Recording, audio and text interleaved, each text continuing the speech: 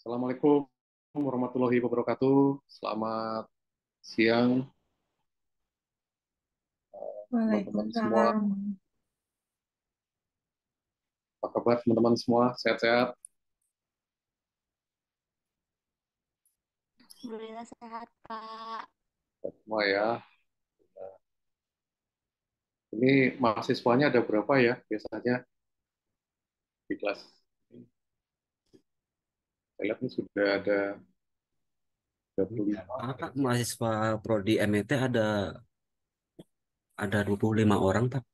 Oh, 25. Iya, Baik, mahasiswa Prodi Pasca MET. baik, baik.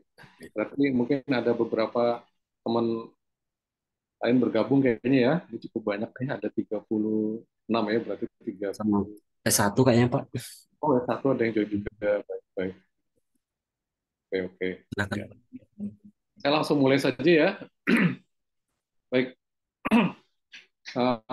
teman-teman semua senang ya bisa bertemu walaupun kondisinya online gitu ya.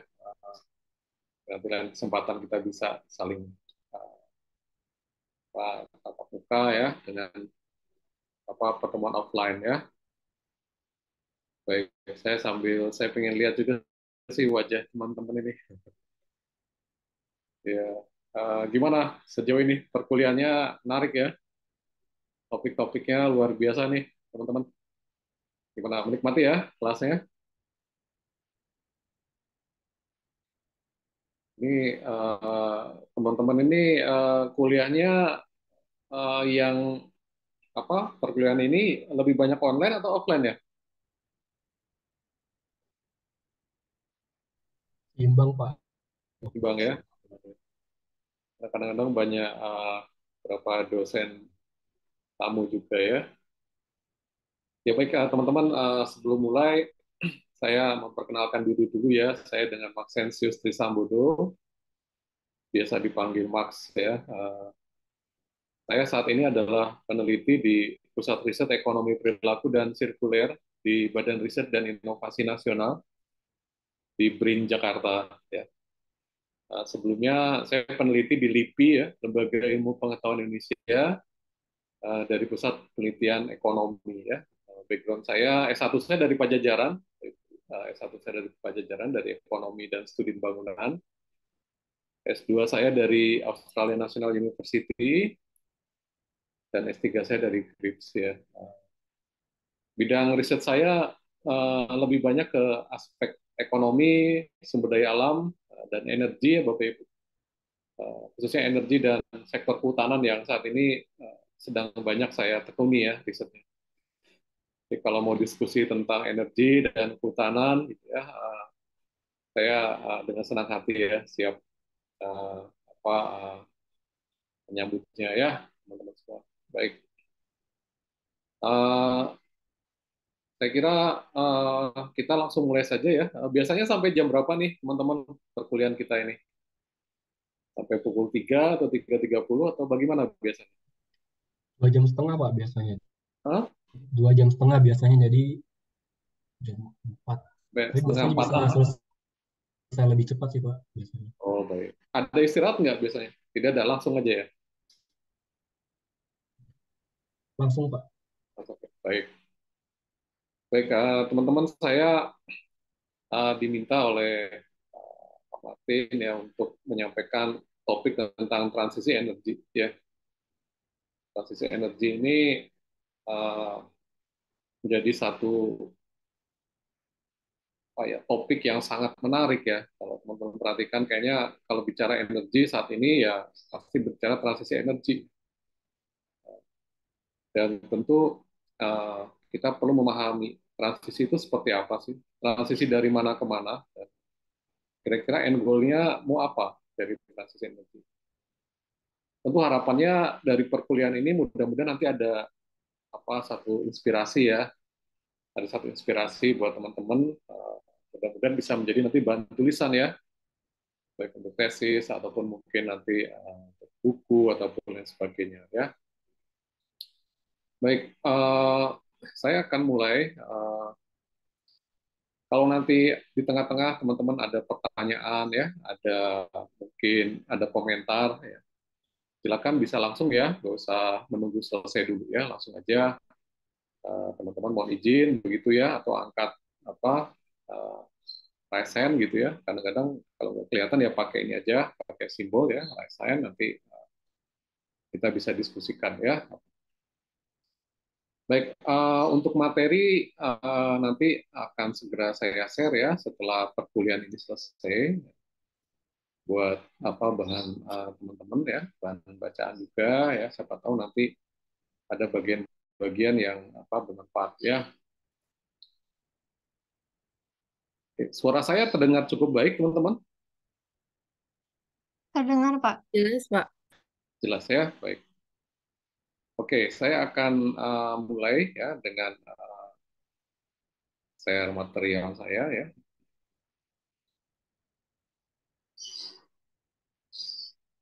Gimana di Bandung? Udah mulai banyak hujan belum? Atau masih kemarau di sana? Udah Belum? mulai hujan, Pak. Udah mulai hujan. Oh ya, ya ya. Kita perlu hujan ya. Kayaknya air sudah banyak kritis ya di banyak daerah. Air sudah susah ya. Kemudian juga apa polusi ya, debu dan sebagainya. Kita perlu air untuk mengatasi hal tersebut ya. Oke. Oke. Ya.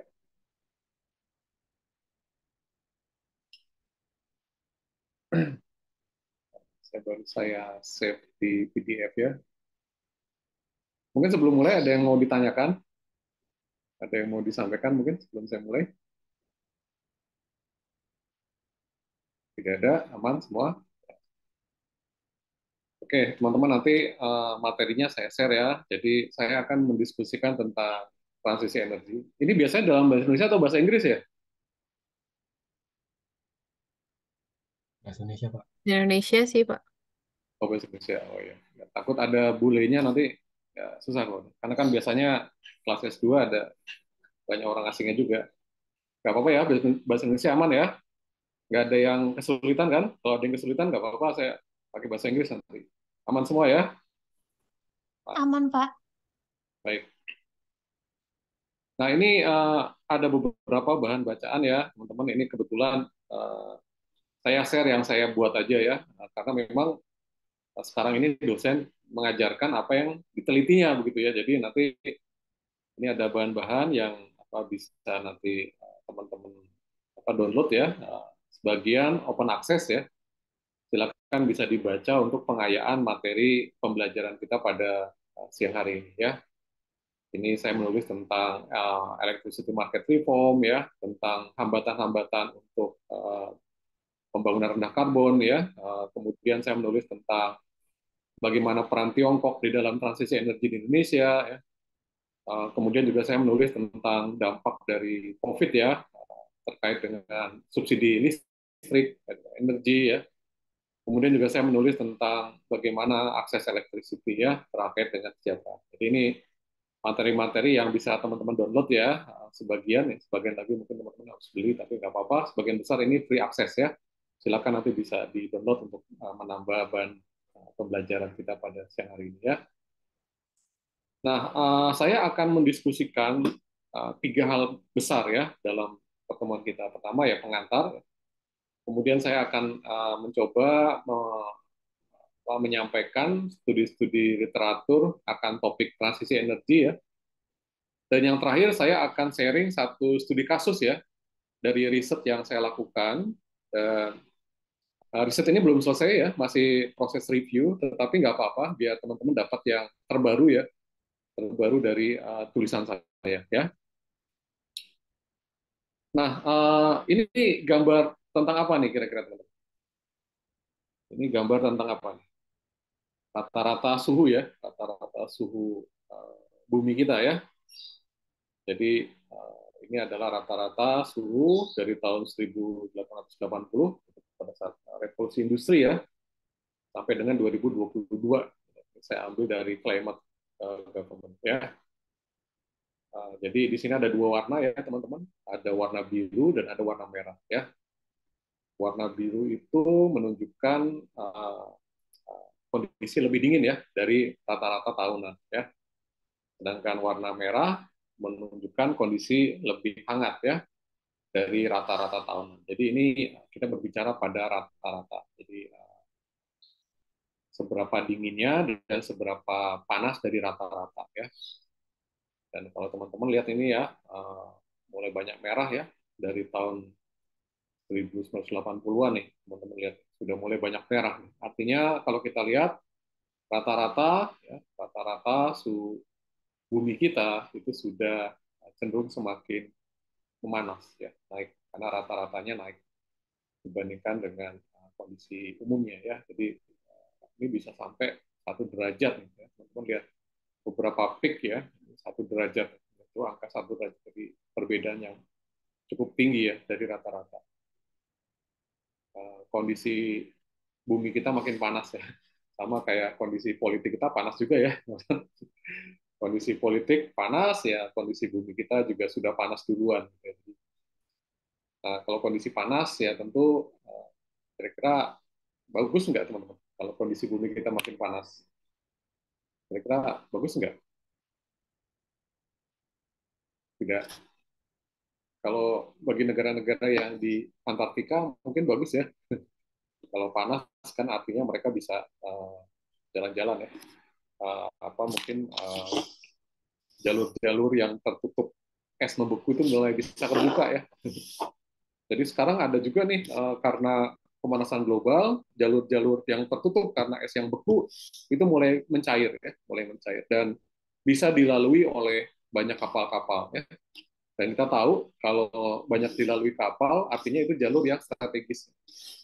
Jadi karena jalur bisa dilalui kapal, akibatnya ya harapannya harga barang-barang bisa lebih murah ya, karena kan nggak harus muter ya, karena tertutup oleh es yang tebal ya. Jadi ya itu ada beberapa lah ya. Jadi ada negara-negara yang memang mendapatkan manfaat dari cuaca atau iklim yang semakin panas ya. Tetapi pada umumnya kita semua ya makhluk hidup, apalagi Indonesia ya sangat terdampak ya dari kondisi pemanasan global. Jadi ini adalah starting awal teman-teman. Jadi ketika kita berbicara transisi energi, maka background atau hal yang melandasinya adalah kondisi bumi yang semakin memanas ya.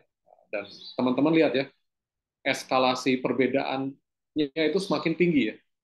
Artinya makin tahun dan makin tahun itu bumi kita makin panas ya, makin panas. Jadi teman-teman bisa lihat selisihnya ya, yang darinya hanya 0,2 ya, sekarang sudah mulai naik ke 0,4 ya, bahkan sudah mulai 1 perbedaan cuaca dari rata-rata. Jadi sudah sangat mengkhawatirkan ya.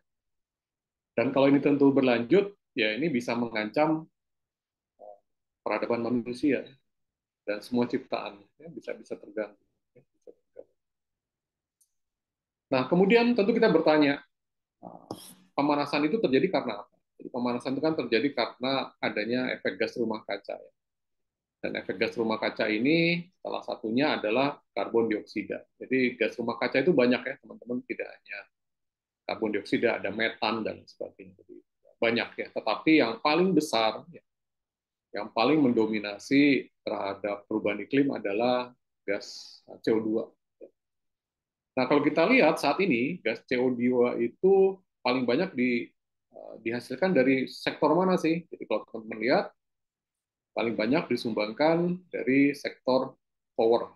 Power itu pembangkit listrik ya, pembangkit listrik. Kemudian disusul oleh sektor industri, sektor transportasi, dan terakhir bangunan ya.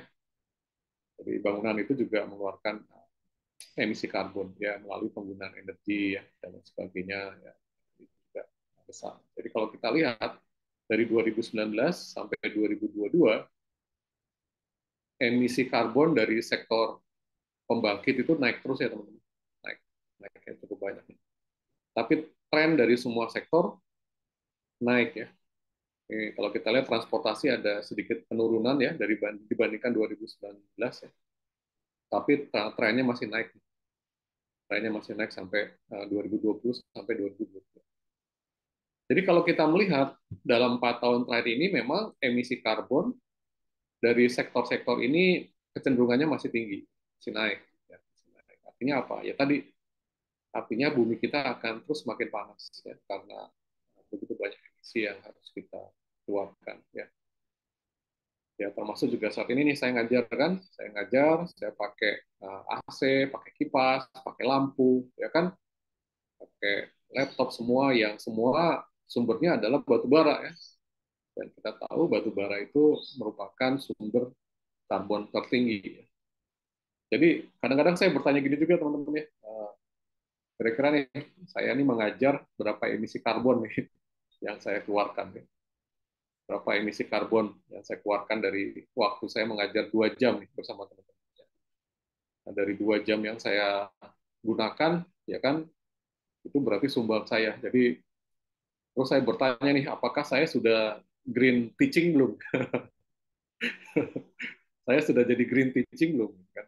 Green teacher atau green lecturer, atau teman-teman sudah jadi green student belum? Mungkin ada juga sih mahasiswa, Pak, saya mengadopsi hidup hijau, Pak. Jadi saya kalau kuliah, saya nggak pernah di ini, saya di alam terbuka saja, Pak. Ya, biar panas-panasan nggak apa-apa. Walaupun kadang-kadang nggak konsen. Panas-panasan sambil minum es gitu ya. Jadi intinya apa? Intinya ya saya pun sampai sekarang masih nggak bisa menghindarkan diri dari emisi karbon, dari AC, dari kipas, dari lampu, ya, semua banyak dari karbon. Ya, itu emisi dari sektor residensial ya, dari sektor perumahan. Dan itu tantangan kita ke depan ya, bagaimana sih kita bisa bisa hidup dengan emisi karbon yang paling rendah. Bisa kita bayangkan kalau kita misalkan tinggal tanpa jendela, tutup ya, sehingga nggak dapat sinar ya, semuanya harus serba menggunakan energi. Jadi mungkin kita juga harus mulai pelan-pelan merubah cara hidup kita untuk bisa hidup hijau ya, green living. Itu transisi ya, transisi dari yang tadinya banyak menggunakan energi berbasis fosil menjadi mengurangi. Ya, itu suatu bentuk transisi ya. Salah satu indikasi dari transisi adalah perubahan perilaku, behavior change. Ya. Oke, saya lanjutkan ya. Masih aman sampai sini? Kira-kira nggak terlalu cepat ya? Bisa bisa diikuti ya, teman-teman ya. Bisa, Oke. Pak. Kalau ada pertanyaan, nah ini juga contoh nih tukang roti. Tukang roti ini baru lewat nih di tempat saya. Dia pakai ada dua nih biasanya. Kalau yang sari roti itu dia pakai musik kan. Kalau yang satu lagi yang lau, ya kan?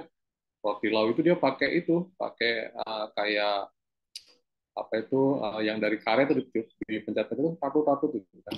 Jadi itu juga ada tukang pedagang yang ramah lingkungan dan yang tidak ramah lingkungan. Yang tidak ramah lingkungan menggunakan tadi kan, dia pakai baterai, tentu kan dia pakai baterai, pakai listrik. Ya. Itu satu baterai itu berapa tuh? Harus dia cas dan sebagainya. Belum nanti kalau baterainya dilempar ke sungai, ada logam berat, diminum ibu-ibu, anaknya cacat semua. Itulah ya. Itu jadi kita hidup itu kan memilih ya. Kita memilih yang mana nih? Ya kan? Itulah transisi.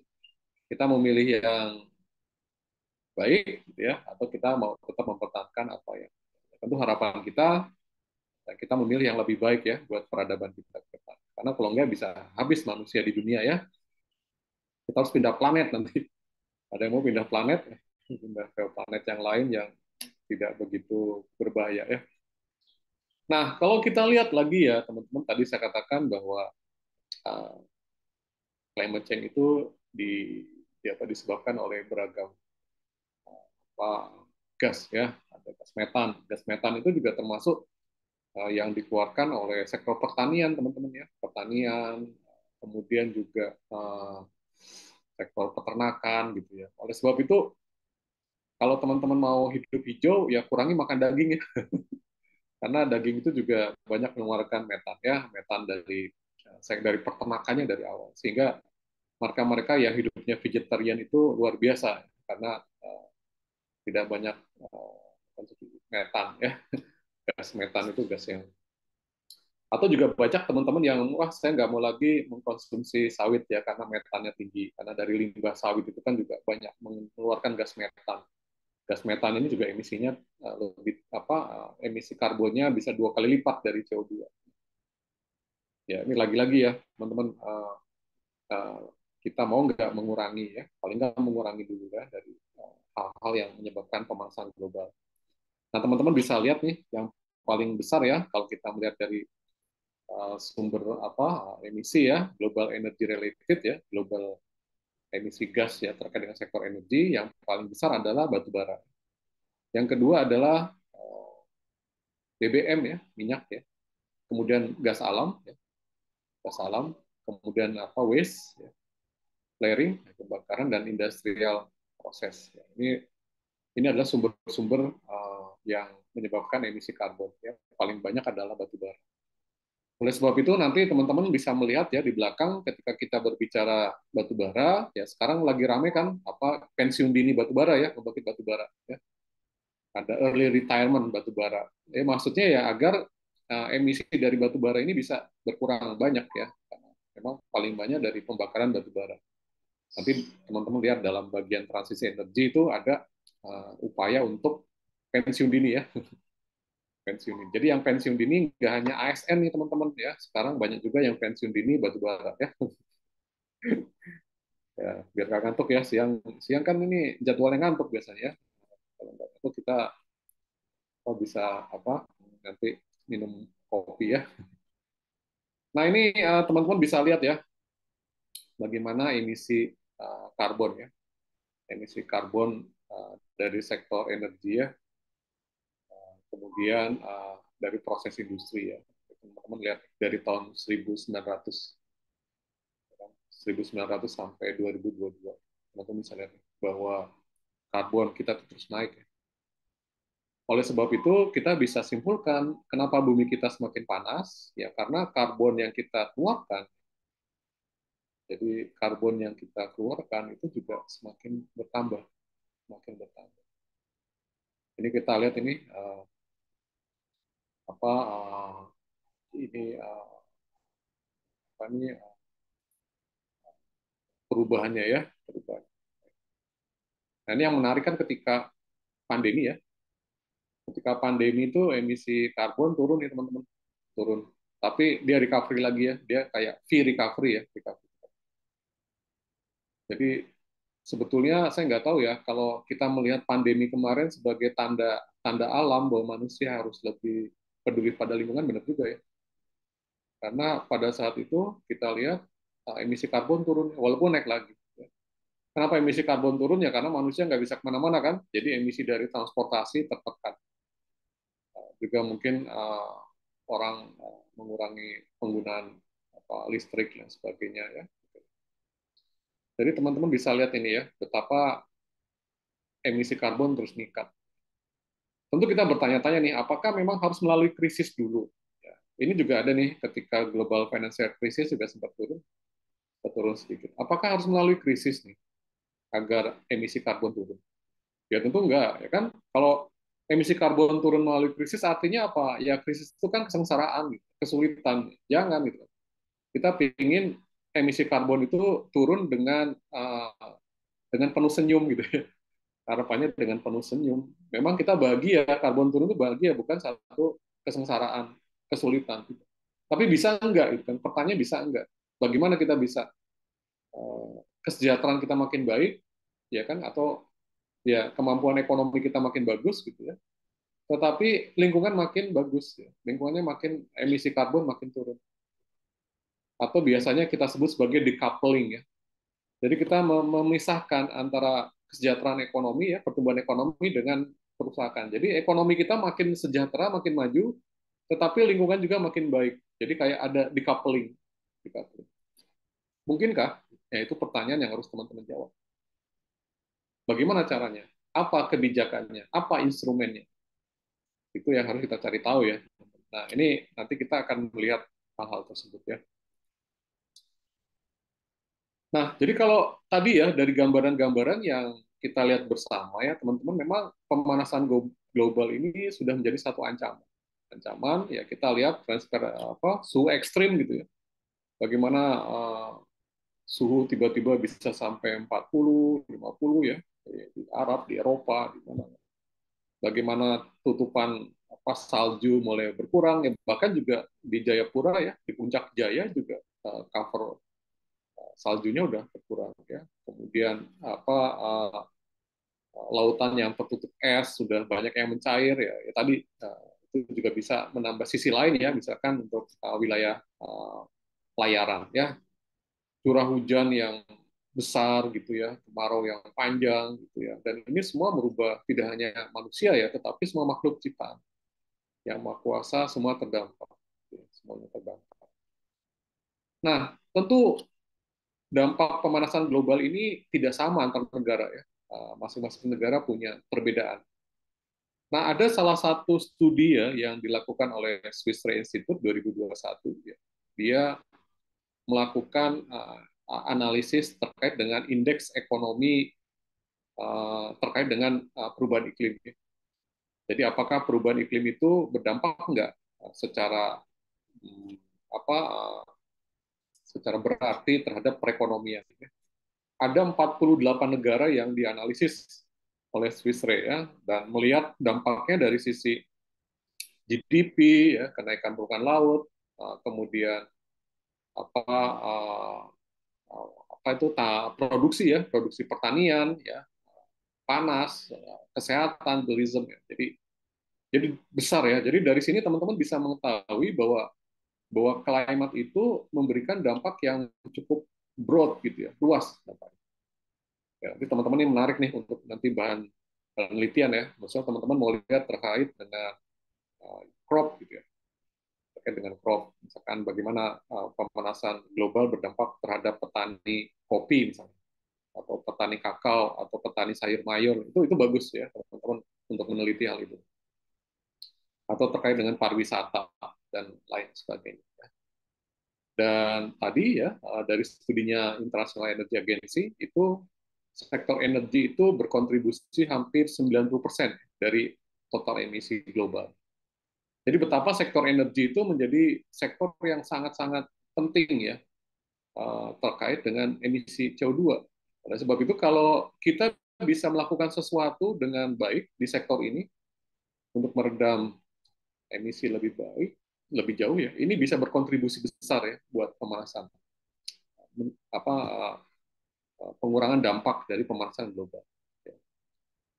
Dan kalau kita berbicara tentang energi dan karbon dioksida, ya, ini tidak hanya terkait dengan relasi ekonomi. Jadi misalkan relasi ekonomi ya tadi kita perlu pembangkit listrik untuk apa katakanlah meningkatkan kegiatan industri ya tertentu misalnya tekstil ya dan sebagainya. Atau juga mungkin melalui teknologi ya kita pakai teknologi yang lebih ramah lingkungan. Atau mungkin juga karena faktor demografi. Misalkan teman-teman ketika kita hidup di negara yang penduduknya banyak penduduk usia muda ya, tentu mobilitasnya akan sangat tinggi dan itu artinya kebutuhan energi akan sangat tinggi sekali. Jadi betapa energi dan karbon dioksida ini juga merupakan produk yang dihasilkan dari beragam sumber ya, ekonomi, teknologi dan demografi. Ya, ini metode ya. Oke, sampai sini masih aman-aman? Ada yang mau ditanyakan atau didiskusikan kira-kira? Masih aman? Aman semua ya? Ini kayaknya teman-teman sebagian lagi pada ngebakso ya, kok banyak yang tutup layar ini. Ya, kalau bisa dibuka ya layarnya, biar kelihatan saya, wah teman-teman ini lagi serius dengerin saya atau lagi serius main catur kan saya nggak tahu, ya kan? Jadi kalau kalau dibuka bagus ya. Wah, makin banyak nih, udah 70 mahasiswa, luar biasa ya. Jadi begitu ya teman-teman pengantar awal ya tentang iklim ya. Karena kalau kita berbicara transisi energi, hulunya di situ teman-teman. Hulunya adalah dari kondisi iklim. Kalau iklim kita baik-baik saja, tidak terjadi pemanasan global, tentu isu perubahan iklim tidak akan, atau isu transisi energi tidak akan seperti ini. Tapi karena memang iklim kita sudah kritis ya, dan apa yang menjadi komitmen kita sejak Kyoto Protocol, Paris Agreement, kayaknya kita bandel gitu ya. Kita bandel, kita nggak merubah, gitu ya. Sehingga ya tadi kita lihat kondisi bumi yang makin panas. Dan Indonesia adalah negara yang paling terdampak dari perubahan iklim. Jadi tadi studi Swiss Re dari 48 negara, Indonesia itu ranking yang terbawah karena ekonominya akan terdampak terkait dengan perubahan iklim. Jadi teman-teman, kalau Indonesia ingin menjadi negara maju di 2045 dan kita nggak punya strategi untuk mitigasi climate change ya di dalam kebijakan kita, saya yakin itu hanya tinggal mimpi aja. Saya yakin sekarang pun sudah banyak petani-petani makin susah. Kenapa makin susah? Karena perubahan iklim, pola tanamnya berubah, pola produksi berubah, produktivitas berubah, harga-harga nggak stabil. Itu kita baru berbicara petani ya, petani kita banyak kan, petani-petani kita. Dan saya survei ke banyak titik ya, itu udah terasa.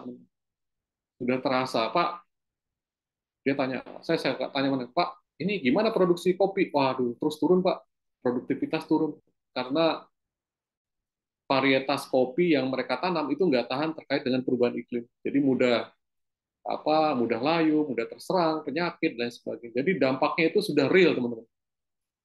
Jadi kalau kita nggak punya sensitivitas climate ya di dalam policy kita, itu sama dengan kita bunuh diri. Kita membunuh petani-petani kita membunuh nelayan kita yang nggak bisa melaut ya. Gimana dia mau melaut karena air lautnya pasang dan uncertain ya. Kalaupun dia paksakan melaut ya dia berkorban nyawa tuh. Bisa kita bayangkan dia berkorban nyawa ya demi. Jadi saya kira kita nggak bisa lagi menganggap remeh perubahan iklim. Dan kita tahu kalau negara kita makin berisiko terkait dengan climate, ya, artinya apa? Premium risk negara kita makin tinggi. Jadi kalau kita nanti pinjam uang ke negara lain, kita punya default yang lebih berbahaya. Oh, Indonesia ini kan climate risk-nya tinggi. Ya udah, dia kena premium risk-nya lebih tinggi. Jadi kalau mungkin negara-negara yang nggak kena dampak climate, dia pinjam suku bunganya 5%, Indonesia bisa jadi 7%. Kita makin mahal. Ya kan? Nah, itu, jadi kita berbicara pada sesuatu yang real, teman-teman. This is real. So if you cannot do something, kita akan bahaya. Masa depan bangsa kita makin berbahaya. Oleh sebab itu, sektor mana yang bisa kita atasi segera? Ya kan? Nah, sektor yang bisa kita atasi secepat mungkin adalah tadi, ya kan, sektor energi. Karena hampir 90% emisi karbon itu bersumber dari sektor energi. Oleh sebab itu, saya sangat salut nih kalau teman-teman mulai ke kampus naik sepeda, gitu kan, jalan kaki, ngurangin pakai motor, gitu kan. Saya pun gitu pakai public transport. Itu adalah cara kita untuk merawat bumi kita. Jadi bagi saya itu contoh yang bagus ya. Dan itu merupakan hal yang berat ya karena merubah behavior kan. Apalagi kalau ditanya teman nggak punya duit loh, masa ke kantor ke kampus aja jalan. Padahal sebetulnya kalau kita aware ya, coba kita bayangkan kalau nanti dunia makin panas, peradaban kita habis gimana? Jadi mungkin itu yang didorong ya, mungkin teman-teman yang di Unpad ya, mungkin ada gerakan sepeda gitu ya, atau yang lain saya yakin udah mulai dilakukan lah ya. Jadi di hari-hari tertentu itu di halaman parkir itu nggak ada motor, gitu ya. Cuma sepeda adanya. Biar kita juga sehat ya kan, sehat bumi kita terjaga. Karena tadi kan energi itu menjadi penyumbang terbesar emisi. Jadi harapan saya setelah mengikuti kuliah transisi energi ini, teman-teman juga bisa melakukan suatu transisi dalam hidup untuk lebih baik lagi menggunakan energi lebih hemat ya.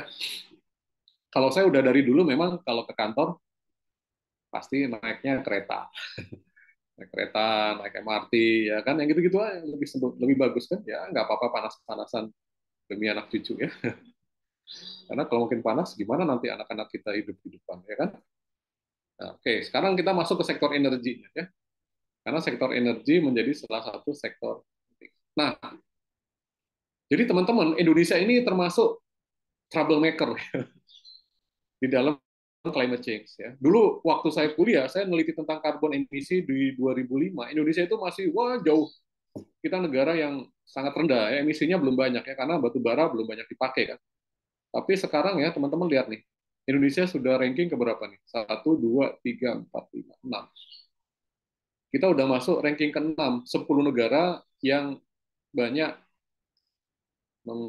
mengeluarkan emisi karbon dari sektor energi. Paling besar ya Tiongkok, kemudian Amerika, kemudian India, Rusia, Jepang, Indonesia.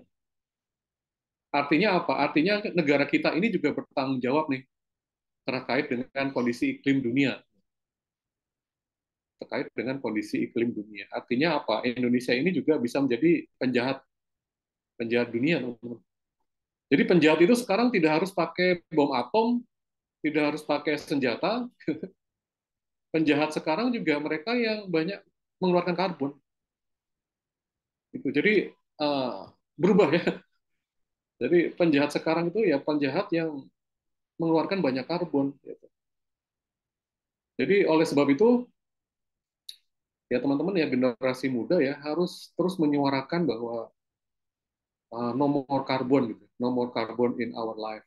Itu udah harus semangat teman-teman sekarang. Karena ya tadi kita ini termasuk 10 besar emisi, bahkan 6 besar di dunia untuk sektor energi. Jadi saya senang nih ya kalau teman-teman mulai sekarang yang setelah nanti ngambil kuliah ini mulai rajin demo untuk emisi karbon, no more karbon. Itu udah harus jadi semangat teman-teman. Karena kalau itu nggak disuarakan itu bumi kita habis dan kita jadi penjahat dunia. Saya nggak main-main ya.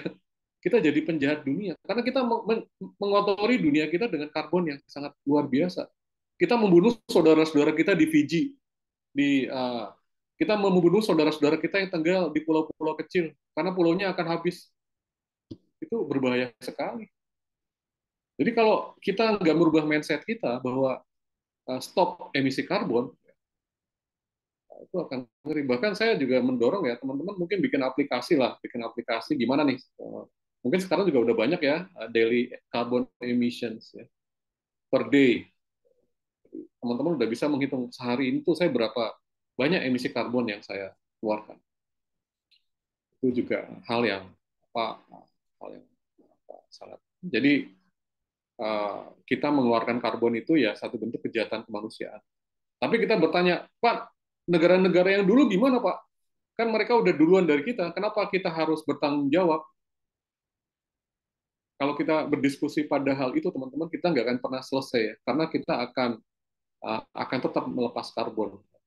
Tetapi diskusi yang bisa kita lakukan adalah bagaimana kita bisa bekerja sama agar kegagalan bangsa-bangsa maju dulu ya tidak kita ikutin sekarang. Oleh sebab itu sekarang negara maju banyak ya memberikan bantuan-bantuan untuk pembiayaan karbon agar negara berkembang punya kemampuan. Nanti kita akan mendiskusikan. Nah ini teman-teman, ini Swiss Re tadi ya, studi dari Swiss Re. Jadi Indonesia ini warnanya total index rankingnya itu 48 nih terkait dengan climate. Kalau ini tuh mulai dari yang most resilient ya, yang paling berketahanan sampai yang paling berdampak. Indonesia itu paling berdampak ranking 48. Negara-negara di Kutub Utara ya yang kena ini cair dia ada di orange. Yang hijau masih ada di mana nih teman-teman? Australia masih ini ya. Australia. Terus ini mana nih? Ini Eropa ya. Apa nih? Ini Italia atau apa nih? Ini Amerika sebagian. Jadi sebagian negara memang dia masih punya resilience ya, dan sebagian sudah berisiko. Kenapa dia punya resilient? Ya karena dia punya kebijakan-kebijakan untuk mengatasi hal itu. Ya, misalkan dinaikkan apa itu karena tekanan permukaan laut misalnya, ya. Kemudian dia buat satu barikade, atau mungkin dia mulai melakukan upaya-upaya efisiensi energi dan sebagainya, membuat kebijakan-kebijakan electric vehicle dan seterusnya. Ini gambaran ya bahwa Indonesia itu paling berisiko. Jadi kita itu adalah negara yang paling berisiko, tapi juga kita korban, tapi juga kita pelaku ya. Jadi kita korban dan pelaku. Bisa kebayang nggak? Kita korban, tapi juga kita pelaku gitu. Enggak. Jadi kita korban, tapi juga kita pelaku. Kenapa kita pelaku ya? Karena kita nomor 6 besar dunia, ya kan? Kenapa kita pelaku? Kenapa kita korban? Ya karena kita ranking climate resilience kita hanya 48 paling rendah. Jadi kita korban dan kita pelaku. Oleh sebab itu, tidak ada cara lain yang harus kita lakukan selain melakukan transisi energi secara serius, secara berkesinambungan, ya, dalam skala yang masif, skala yang masif. Dan kita nggak bisa nanti bergerak sendiri ya teman-teman. Kita perlu dukungan-dukungan dari banyak negara ya. Kita perlu dukungan-dukungan dari banyak negara. Oke, sampai sini masih aman? Masih bisa diikuti teman-teman? Bisa ya? Ada pertanyaan sejauh ini? Tidak ada. Oke ya. Baik, saya akan lanjutkan. Oke, ya. Nah, ini adalah satu estimasi ya yang dilakukan. Saya dapat slide ini dari Kementerian Keuangan. Indonesia rentan terhadap perubahan iklim ya. Ini tempat lihat kita punya banyak pulau ya. Pulau-pulau itu tentu akan habis ya. Kenaikan suhu ya kan. Ini berdampak kepada sektor pertanian ya, dan kondisi pesisir kita ya. Ini kenaikan kita ya kan. GRK gas rumah kaca 4,3%, ya. Permukaan laut naik terus ya. Sementara sekitar 65% penduduk kita tinggal di wilayah pesisir. Bisa kita bayangkan nih teman-teman. Mungkin nanti desanya udah hilang, udah tenggelam, ya, dan udah banyak yang seperti ini kan, di daerah Pemalang dan sebagainya. Kita akan menghadapi kelangkaan air, ekosistem yang rusak, kebakaran hutan dan sebagainya, lautan, ya, terumbu karang semua akan terdampak. Ya. Kualitas kesehatan, kelangkaan pangan ya udah susah. Ya. Jadi estimasinya antara 0,6 sampai 3,45 PDB kita akan tergerus karena climate change. Jadi besar sekali ya cost dari climate change.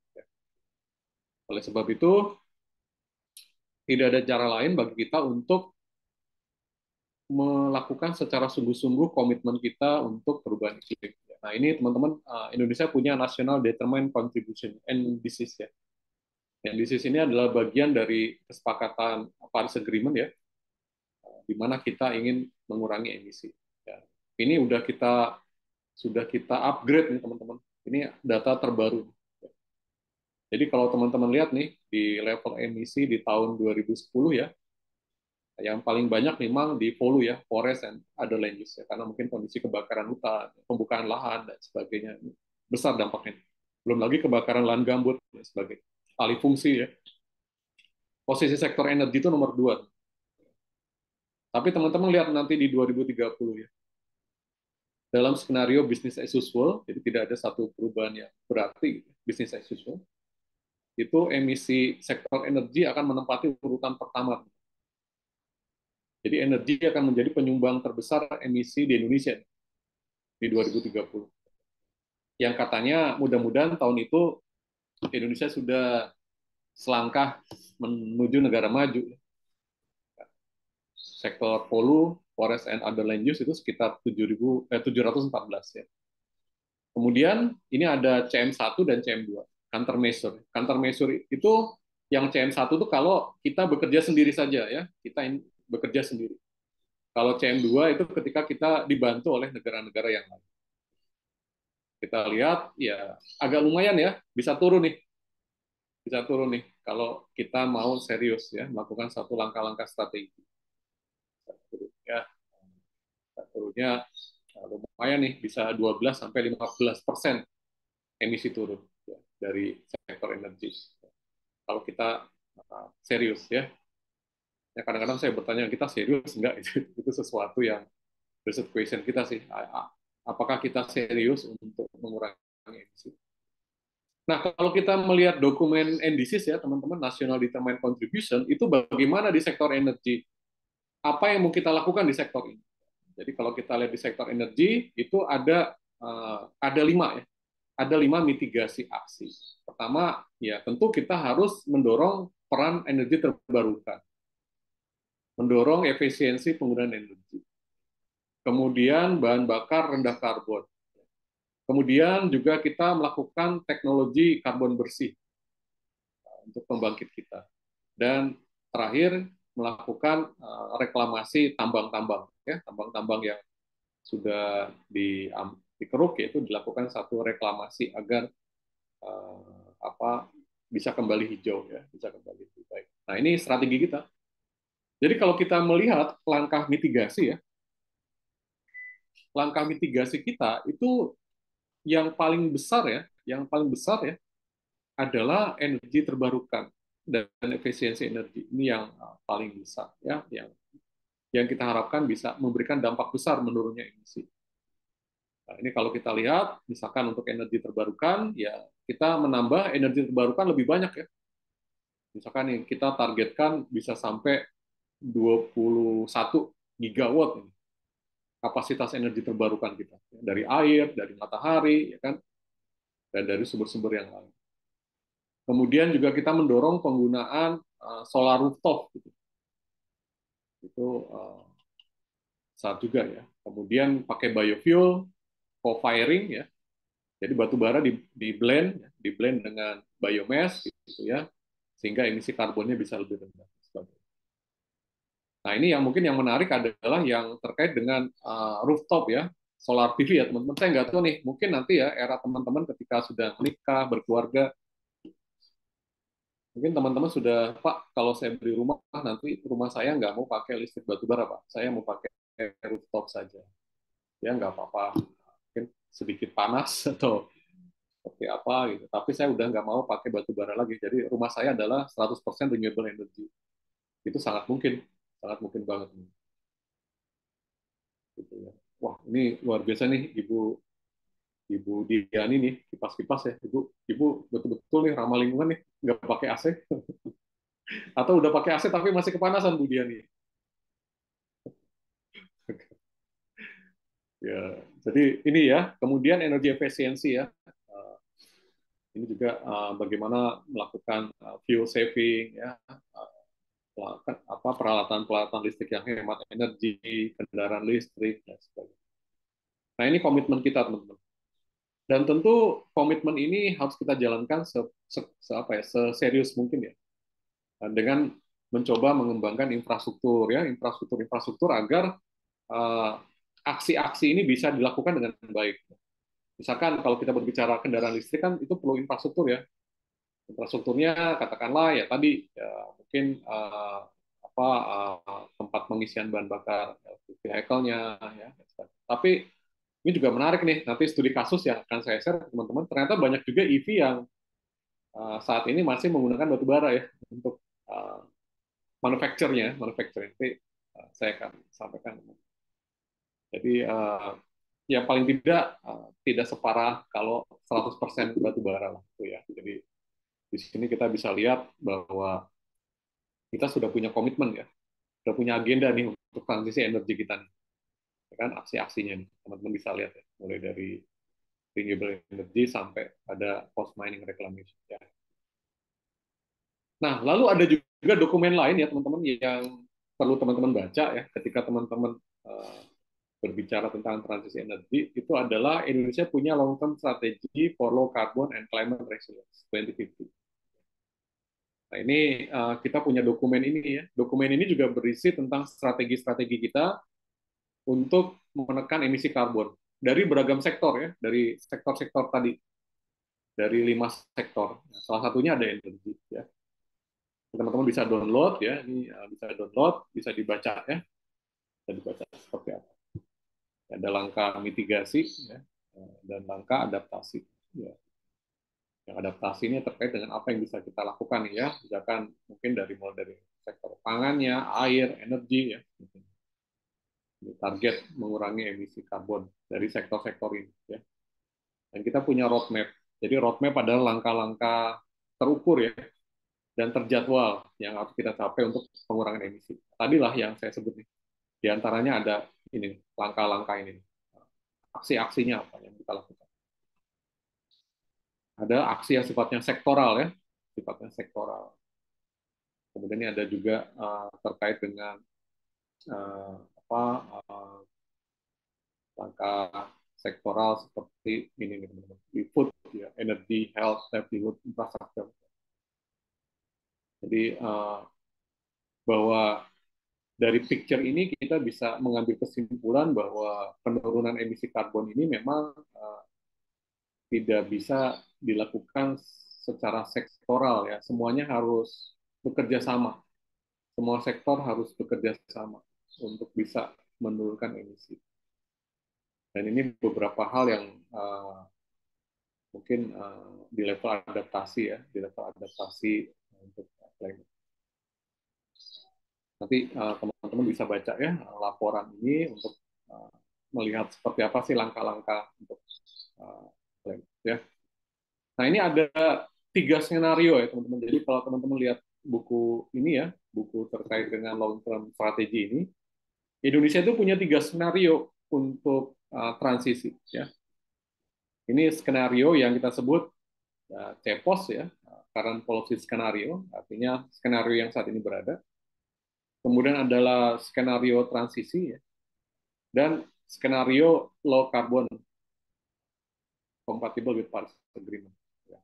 Nanti teman-teman bisa baca lebih detail ya di buku itu ya langkah-langkahnya seperti apa.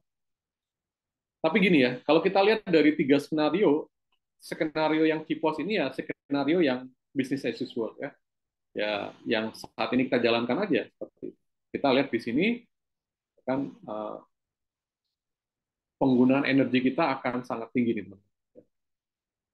Akan sangat tinggi sekali nih penggunaan energi kita lebih dari 600. Sementara kalau kita pakai yang transisi ya ini sedikit lebih rendah. Ya.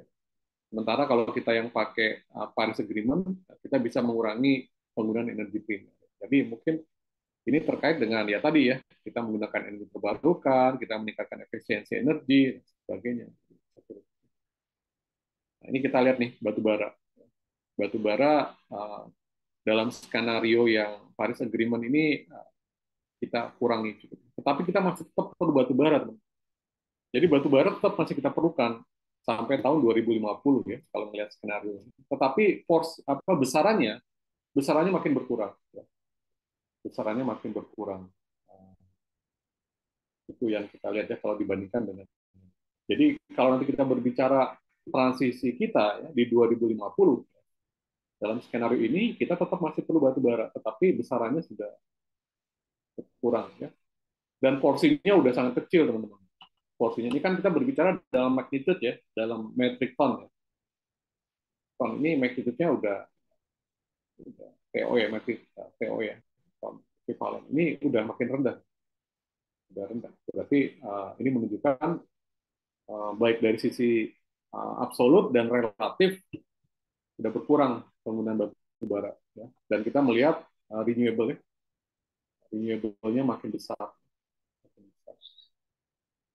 Ini yang saya kira ke depan ya, ke depan memang kita masih perlu batu bara. Tetapi kalau nanti kita cermati ya teman-teman, walaupun kita perlu batu bara, tetapi batu bara tidak akan digunakan seperti kondisi saat ini, teman. Artinya pemerintah sudah mengembangkan beragam teknologi ya, misalkan melalui pencairan ya, pencairan atau melalui carbon capture. Jadi walaupun kita masih menggunakan batu bara, tetapi dengan kemajuan teknologi emisi karbonnya bisa diminimalkan, bisa diminimalkan. Jadi itu juga hal. Udah besarannya berkurang, ya kan? Emisinya bisa diminimalkan dengan kemajuan teknologi dan jadi ini juga membuat kita cukup optimis lah ya bahwa walaupun kita mungkin masih bergantung pada batu bara, tetapi dalam tingkatan emisinya sudah jauh bisa kita kendalikan ya, dengan kemajuan teknologi. Nah ini kira-kira aspek ini ya.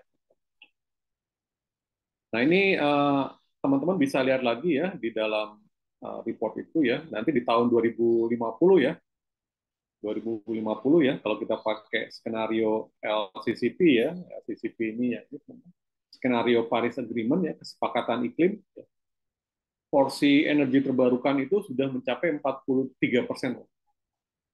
dalam energi pembangkitan kita ya, dan batu bara sekitar 38%. Artinya ya tetap masih ada batu bara, tetapi porsi energi terbarukannya sudah 43%.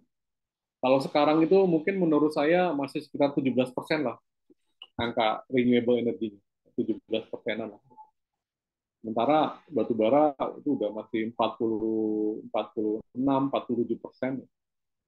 Jadi porsinya akan turun nih teman-teman. Jadi ke depan memang eh, transisi ini akan di drive oleh renewable. Nah, oleh sebab itu ini juga menarik sih teman-teman ya. Kalau teman-teman nanti bikin tesis ya, teman-teman bisa mendalami katakanlah bisnis energi-energi terbarukan ya, misalkan model bisnis PV atau bagaimana ya, itu bisa menjadi topik yang menarik.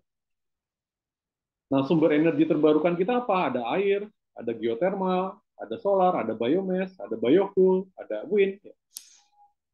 Banyak. Indonesia itu punya kemampuan yang besar kalau melihat dari potensi. Ya.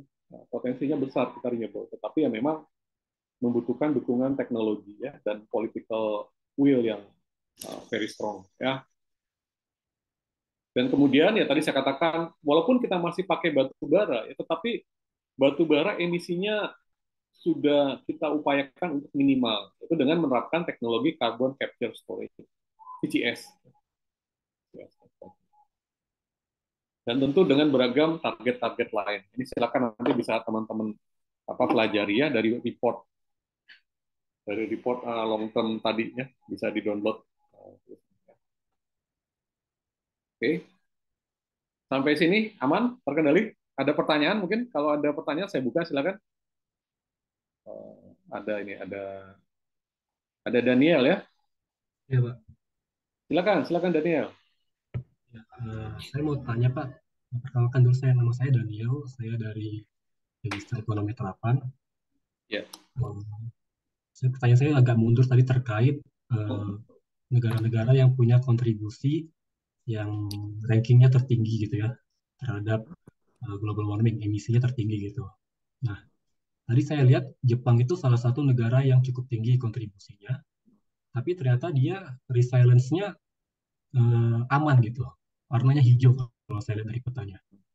Nah, saya melihat saya kurang tahu gimana jelasnya kok bisa kayak gitu. Apakah ada indikasi tapi mereka tuh kebijakannya bukan mengurangi emisinya, tapi meningkatkan gimana caranya negara mereka itu bisa lebih resilience terhadap emisi yang mereka produksi gitu.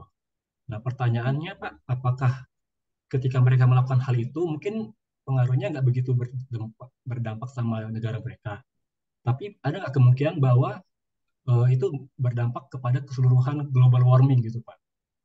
Karena kan produksi emisi tetap tinggi gitu. Mungkin negara mereka tetap aman, tapi belum tentu kan secara dampak keseluruhannya itu berpengaruhnya eh, bisa ke negara lain atau keseluruhan dari global warming. Gitu Pak pertanyaannya. Terima kasih Pak. Ya, baik. Terima kasih ya, Daniel. Pertanyaannya sangat bagus sekali ya. Jadi cukup jeli juga ya, Daniel melihat gambar tadi ya, melihat bagaimana Jepang dalam konteks risk ya, risk dan emisi ya. Jadi memang Indonesia itu ranking risk climate risk-nya itu tinggi ya, karena terutama kemampuan dari adaptasi yang rendah ya. Adaptasi yang rendah. Nah, adaptasi ini tentu tadi ya, ketika kita menyadari sektor pertanian akan terdampak dari climate ya, bagaimana kita beradaptasinya kan? Bagaimana kita bisa mengendalikan agar dampak kerusakan yang lebih besar tidak terjadi. Dan salah satunya kan melalui inovasi, bibit teknologi dan seterusnya dan seterusnya. Nah, ini adalah merupakan satu bentuk respon ya, respon untuk mengatasi hal itu. Bahkan juga kemarin saya bertemu dengan NGO yang yang malaria ini ya, yang mengatasi penyakit-penyakit malaria. Malaria itu kan masih banyak di NTT, Papua, Kalimantan. Saya katakan bahwa budget untuk uh, mengurangi ya dampak malaria dan seterusnya itu juga ternyata kita sangat rendah, kemampuan untuk mengukur ya sebaran dan sebagainya juga sangat rendah. Kita tahu bahwa malaria itu juga di-drive oleh climate ya. Dan ketika seseorang udah kena malaria itu kan susah untuk bisa sembuh ya, dan itu berdampak ke. Jadi yang kita lihat adalah oke, kita akan kena exposure climate yang berat. Lalu apa yang kita lakukan? Jadi mitigasinya apa? Melalui technology improvement, human capability, dan seterusnya. Nah, hal inilah yang kita itu masih minim, masih kurang. Kurang ya. Jadi tantangan kita ada, misalkan tadi ya, kita berbicara pada, nelayan kita ini kan akan terdampak iklim nih, dengan suhu gelombang yang akan makin besar ya, kemudian juga faktor-faktor lain. Nah, bagaimana kita bisa memitigasi? Mungkin kita harus siap-siap untuk merubah kapal-kapal perahu nelayan kita agar dia lebih resilience menghadapi ombak yang besar. Atau kita perlu mendiversifikasi usaha-usaha. Nah, di sisi inilah kita yang masih lemah, masih lemah. Jadi respon adaptasinya itu kita masih lemah. Jadi nanti kalau Mas Daniel baca bukunya Swiss Re di situ tadi ya, kalau nggak salah Economic Impact of Climate Change ya, Swiss Re Institute, itu bagus bukunya tuh. Ekonom harus baca buku itu. Karena buku itu juga bercerita transmisinya gimana ya. Jadi kalau kalau Indonesia bisa mengenali dampak-dampak climate dan melakukan langkah mitigasi. Jadi kenapa Jepang warnanya relatif lebih baik ya? Karena langkah mitigasinya udah luar biasa. Nah, yang jadi masalah kan kita pelaku tapi kita korban. Kenapa kita korban? Karena kita nggak bisa memitigasi diri kita dari perubahan itu. Misalkan ya, saya kemarin bertemu juga petani kopi ya, di daerah Puncak ya, Desa Tugu Utara. Saya ketemu teman-teman, mungkin bagus juga tuh kalau punya waktu senggang ya, punya hobi traveling sama-sama ya ke tempat-tempat seperti itu, belajar tentang bagaimana climate merubah kondisi mereka, tuh bagus tuh teman-teman. Sambil jalan-jalan di lampu udara, saya tanya, Pak, ini bagaimana nih climate? Jadi mereka itu mencoba secara otodidak mencari bibit-bibit yang lebih tahan climate. Jadi mereka melakukannya sendiri gitu, tidak disupport oleh, maaf ya, lembaga perguruan tinggi yang harusnya menjadi tugas perguruan tinggi kan, lembaga-lembaga riset menemukan bibit-bibit yang lebih tahan climate dan sebagainya. Mereka melakukannya sendiri. Itu hal yang menurut saya kita agak tertinggal, Mas. Jadi di langkah-langkah itu yang kita agak tertinggal. Mudah-mudahan bisa terjawab ya apa yang tadi ditanyakan. Jadi adaptasinya kita nggak. Jadi kita nggak mencoba memproteksi diri kita dari exposure risk itu. Kalau kita bisa memproteksi diri kita dari exposure risk, itu akan lebih baik. Misalkan ya, kita tahu permukaan laut akan naik kan. Dan harusnya dari sekarang kita memikirkan untuk mencari titik-titik relokasi untuk mengurangi dampak. Ya. Atau mungkin kita tahu bahwa kita adalah negara yang sensitive climate, infrastruktur yang kita bangun juga harus mulai considering faktor itu. Jadi adaptasinya itu harus main gitu. Jangan pasif, tapi harus adaptasinya jalan dan direfleksikan dalam beragam kebijakan yang terimplementasi. Itu menurut saya. Di situ kita ketinggalan. Oleh sebab itu kita paling high risk. Risknya tinggi. Tinggi sekali. Dan teman-teman tahu ya, kalau risk tinggi kan yang di moneter pasti interest rate-nya akan naik tinggi juga ya. Country risk kita tinggi. Dan kalau country risk tinggi kita ya berarti kita akan mendapatkan pembiayaan dengan biaya bunga yang lebih tinggi. Itu matters. Dan juga profesi ya, profesi-profesi yang exposure terkait climate risk-nya tinggi juga mungkin akan terdampak. Mungkin kalau petani nanti minjem uang ke bank, suku bunganya akan lebih tinggi daripada seorang kerah putih minjam ya. Karena ya, gagal bayarnya tinggi kan, karena climate change. Itu juga hal-hal yang akan berdampak. Mudah-mudahan bisa terjawab ya, Mas Daniel. Pak, maaf, mungkin nambahin Oh ya, pertanyaannya, Pak. nanti udah itu Mbak Ika ya, silakan, silakan Mas Daniel. Jadi kalau gitu kebijakan yang lebih baik itu lebih baiknya kita mengurangin gas produksi gas emisinya, Pak, atau kayak lebih fokusnya ke beradaptasi terhadap ya sesuatu yang memang mungkin kita nggak bisa kendalikan lagi gitu pertambahannya. Hmm. Dua-duanya. Jadi kita melakukan uh, mitigasi ya, mitigasi yaitu dengan apa uh, mengurangi ya emisi, kita kurangi emisi kita, ya, kita melakukan investasi lebih banyak di energi terbarukan, dan pada sisi lain kita juga melakukan preparasi ya, preparedness ketika dampak climate change itu makin menjadi ya. Gitu. Jadi both side-nya itu harus kita lakukan sama-sama. Bahkan mungkin harus dua-duanya sama-sama kuat ya, sama-sama kuat.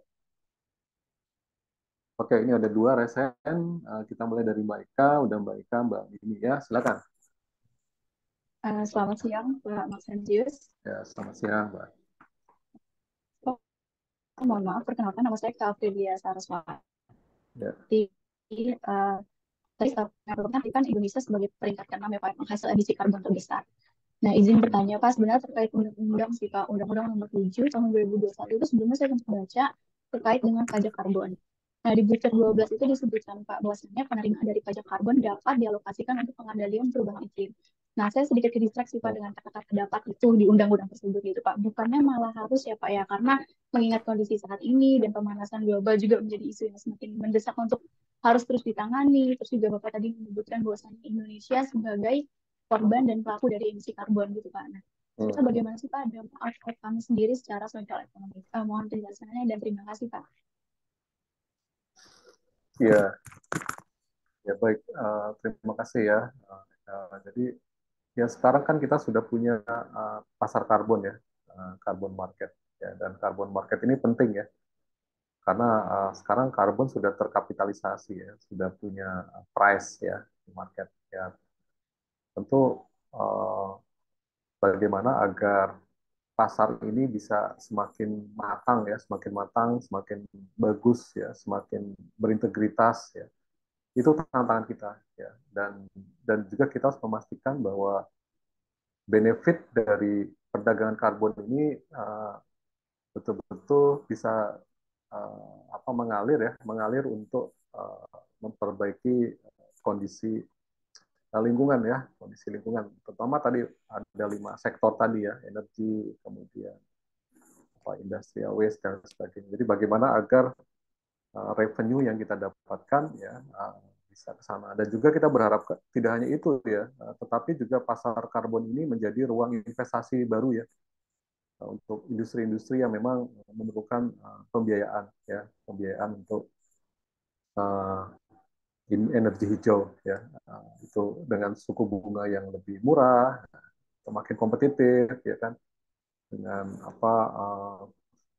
dengan berbagai kemudahan lah. Nanti saya juga bisa sampaikan cukup banyak juga sih kemudahan-kemudahan peraturan dari Kementerian Keuangan ya untuk insentif uh, transisi ini juga banyak sebetulnya. Tinggal bagaimana ini bisa dimanfaatkan sejauh apa.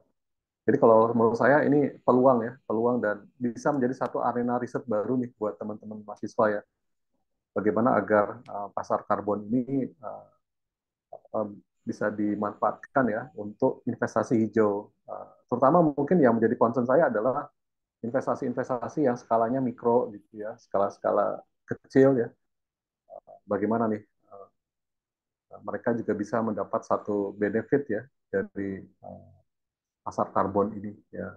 Terutama ya kita berharap perusahaan-perusahaan besar bisa bermitra ya untuk menciptakan ekosistem bisnis ya bersama perusahaan kecil untuk karbon. Ini isu-isu yang menarik sebetulnya untuk didalami ya, dilihat seperti apa perusahaan-perusahaan yang terlibat di pasar ini. Ya. Dan teman-teman juga menurut saya kalau ada pelatihan-pelatihan untuk karbon gitu ya, karbon pricing, kemudian institusional karbon gitu ya, teman-teman perlu ikut menurut saya sih. Itu akan memberi value buat nanti ketika teman-teman mencari pekerjaan ya.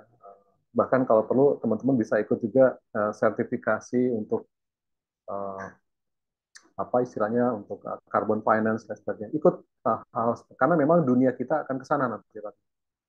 Jadi aktif ikut-ikut yang seperti itu ya untuk menyiapkan diri ke mana ke ekosistem baru ya green finance ya.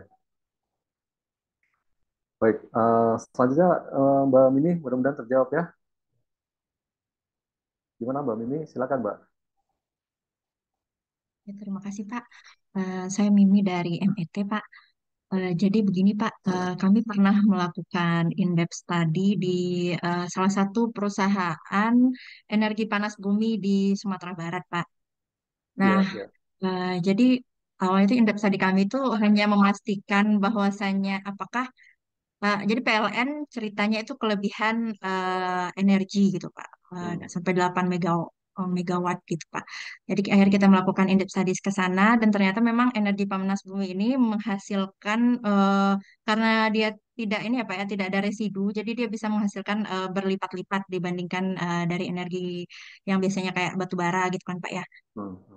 Sehingga pada saat itu PLN di Sumatera Barat itu mendirikan SPKLU di berbagai tempat gitu Pak, secara Hmm. gratis Hmm. untuk supaya energi yang berlebih ini bisa dimanfaatkan gitu kan Pak. Hmm. Hmm. Nah, Hmm. yang jadi pertanyaan saya itu apakah benar gitu Pak, maksudnya mengganti kendaraan kita dari kendaraan sekarang yang berbahan bakar BBM ke kendaraan listrik itu termasuk salah satu cara kita untuk mengurangi emisi karbon seperti itu Pak.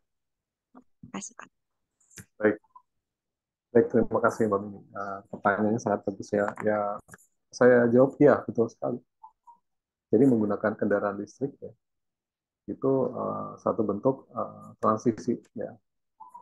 Walaupun kita tahu itu masih problematik ya, problematik, tetapi paling tidak tingkatannya itu masih jauh lebih baik daripada menggunakan bahan bakar fosil ya. Walaupun kadang-kadang gini juga ya, pertambangan, misalkan industri kendaraan listrik kan perlu tambang ke tembaga dan sebagainya ya. Nah, ini kan juga banyak isu-isu lingkungan di situ ya. Belum lagi nanti kita bicara material kendaraan listriknya, baterai, sirkuit dan sebagainya itu kan juga melibatkan tambang-tambang mineral kritis ya, yang juga dampak lingkungannya besar ya. Kemudian juga ya tadi ya elektrik yang disumberkannya ya tidak semuanya juga berasal dari renewable. Gitu. Saya tidak akan mendiskusikan ini lebih jauh ya, tetapi kalau saya cermati masih lebih baik daripada hanya bergantung pada sumber daya fosil. Nah, tentu yang nanti saya tunjukkan ya di case study saya bahwa kita berharap nanti ke depan ya industri-industri penunjang kendaraan listrik itu sudah menggunakan energi terbarukan, terutama nanti kita akan lihat air ya sudah sudah ke arah sana. Dan ini penting sih agar nanti market yang bisa kita sasar ya untuk kendaraan ini bisa lebih luas lagi ya, tidak hanya di level region tapi udah bisa ke pasar-pasar di negara-negara yang memang standar green-nya itu tinggi, ya, standar green-nya tinggi. Ya, mungkin kita masih ingat ya bagaimana dulu iPhone ya, iPhone itu kan pakai kobalt ya baterainya. Dan baterainya ini kobaltnya ini kan ditambang ya tanpa melihat aspek lingkungan ya, aspek lingkungan dan juga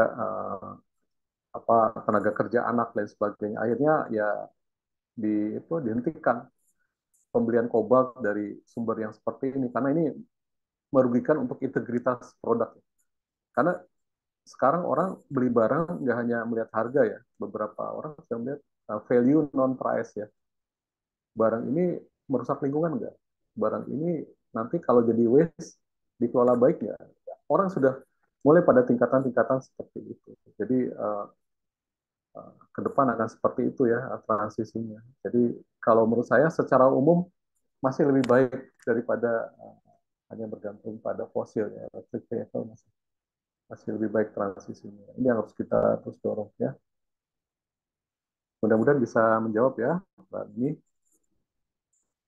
Nah, ada hal lain ya teman-teman yang ingin saya juga sampaikan ya ke teman-teman. Eh, jadi nanti silakan dibaca ya. Nah, literatur review ya. Jadi kalau kita berbicara transisi, tentu teman-teman perlu membaca beragam dokumen lah untuk transisi.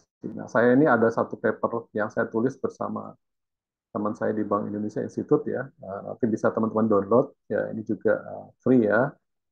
Nah, nah ini ada tulisannya misalnya Brasil, Lazaro ya. Ini kemudian juga York and Bell ya, Miller, Savako, Bukwet, gitu kan, Savako lagi. Ini banyak ya.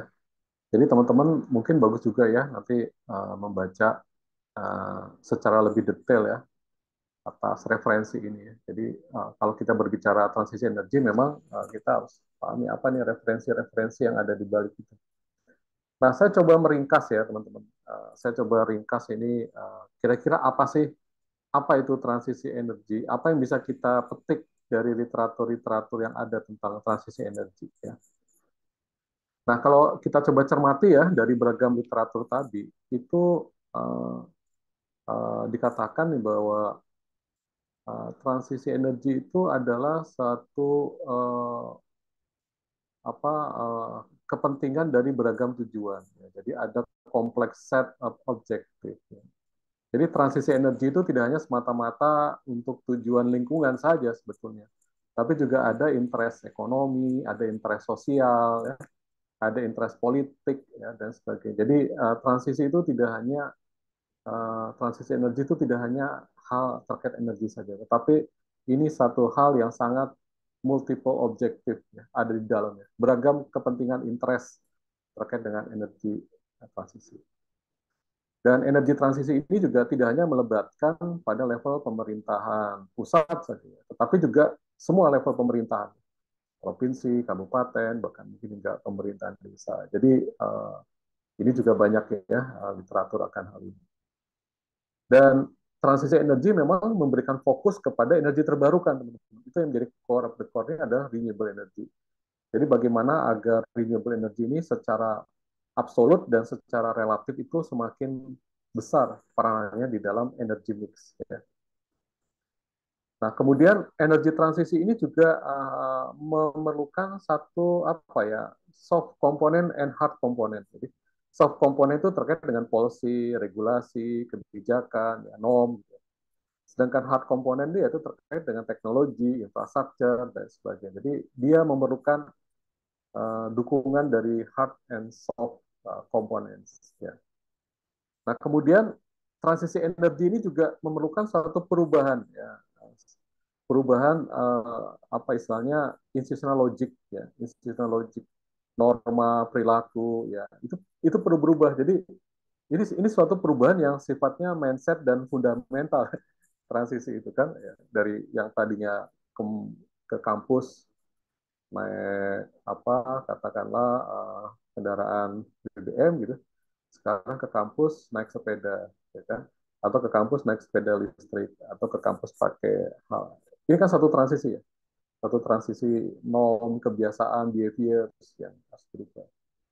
Nah, kemudian satu hal lagi ya juga penting ya, transisi energi ini juga terkait dengan justice, keadilan. Ada aspek justice di dalam distribusi dari transisi ini ya. Kita berharap ya, tentu yang orang kaya dengan orang miskin itu akan berbeda cara menjalani transisinya. Kan kalau mereka yang kaya tentu punya resource dan capability yang bisa lebih baik ya daripada kelompok yang mungkin tidak mampu. Nah, cara mereka akan berbeda di dalam transisi dan dampaknya juga akan berbeda antar mereka. Nah, bagaimana agar transisi ini ya tidak menambah kantong-kantong kemiskinan baru. Jadi bagaimana agar transisi ini tidak menambah kantong-kantong kemiskinan baru, tetapi sebaliknya dengan menjalani transisi ini maka makin banyak isu-isu kemiskinan ya, atau yang lainnya bisa kita atasi. Misalkan melalui penyediaan green job, ya, pekerjaan hijau. Nah, itu bagaimana ini bisa terjadi. Nah, kemudian bagaimana risiko? Ya? Jadi transisi itu bukan sesuatu yang mudah, itu banyak risiko. Ya misalkan ya risiko salah satu risikonya adalah Kalau nanti kita pakai energi terbarukan, kira-kira kita masih bisa nggak ya mengkonsumsi listrik 24 jam, seperti itu. Atau mungkin listrik sering naik turun, sehingga peralatan elektronik sering rusak, dan sebagainya. Ini juga isu transisi yang gitu. Nah, kemudian transisi ini adalah suatu proses yang interdependence gitu ya. Jadi misalkan gini ya, Indonesia melakukan transisi energi dengan cara mengurangi batu bara. Nah, kalau batu bara Indonesia berkurang, ini kan dampaknya besar juga kan ke negara-negara lain. Seperti negara yang selama ini meminjam atau membeli ya batu bara dari Indonesia. Mereka kira-kira terganggu nggak akibat produksi batu bara Indonesia yang berkurang. Jadi karena transisi ini juga berdampak ke banyak negara, oleh sebab itu masing-masing negara juga perlu memberikan dukungan gitu untuk proses transisi ini ya, agar transisi ini betul-betul menjadi satu koalisi bersama negara-negara di dunia. Gitu. Jangan hanya Indonesia melakukan, tapi yang lain tidak. Ini juga harus menjadi satu kesatuan langkah bersama. Transisi energi juga adalah suatu proses perubahan struktural. Ya. Bagaimana merubah struktur industri yang dari energi intensif menjadi fossil based incentive gitu, intensif gitu ya, menjadi renewable energy, atau mungkin dari industri kotor gitu menjadi industri yang lebih bersih, dari industri yang banyak merusak menjadi industri yang sedikit merusak. Bagaimana transisi ini juga terkait dengan perubahan struktural. Nah, kemudian yang terakhir, tidak semua transisi itu juga berhasil, teman-teman. Jadi banyak juga transisi yang gagal di tengah jalan, ya bahkan kita terjebak kepada penggunaan bahan bakar fosil yang lebih besar. Ya. Kita terjebak pada jebakan-jebakan baru. Misalkan gini, kita ingin mengurangi konsumsi minyak tanah, ya. Lalu sekarang beralih ke LPG. Nah, ternyata ini walaupun masih sama-sama fosil ya, tetapi konsumsi LPG udah sangat luar biasa ya. Subsidinya banyak ya, dan seterusnya. Walaupun dari sisi emisi masih lebih rendah daripada minyak ya. Tetapi kan dengan skala penggunaan yang masif itu bukan tidak mungkin emisinya juga akan besar gitu ya. Nah, jadi kita keluar dari satu hal yang buruk, tetapi kita terjebak pada hal yang lebih buruk gitu. Nah, ini juga menjadi tantangan terkait dengan transisi. Nah, ini kira-kira literatur ya teman-teman yang mencoba menjelaskan tentang transisi. Tapi silakanlah teman-teman baca ya artikel ini, silakan dibaca. Nanti di situ ada literatur review kami tentang transisi energi. Ya. Oke, sampai sini ada pertanyaan teman-teman terkait dengan tadi review literaturnya. Aman? Kalau mahasiswa harus banyak baca literatur ya. Kuncinya kan di situ. Jadi ketika teman-teman punya konsep, teman-teman harus mencari literatur untuk menjelaskan konsep itu. Apa sih itu transisi energi? Pelajari, transisi energi itu ciri-cirinya tadi ya, ada 8 kan. Cirinya banyak ya. Itu semua penting dipelajari dan itu akan mempengaruhi kita nih di dalam menganalisis ya. Mana aman semuanya? Saya lanjutkan ya. Oke.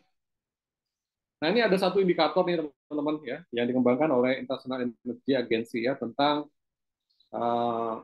energi transisi indikator.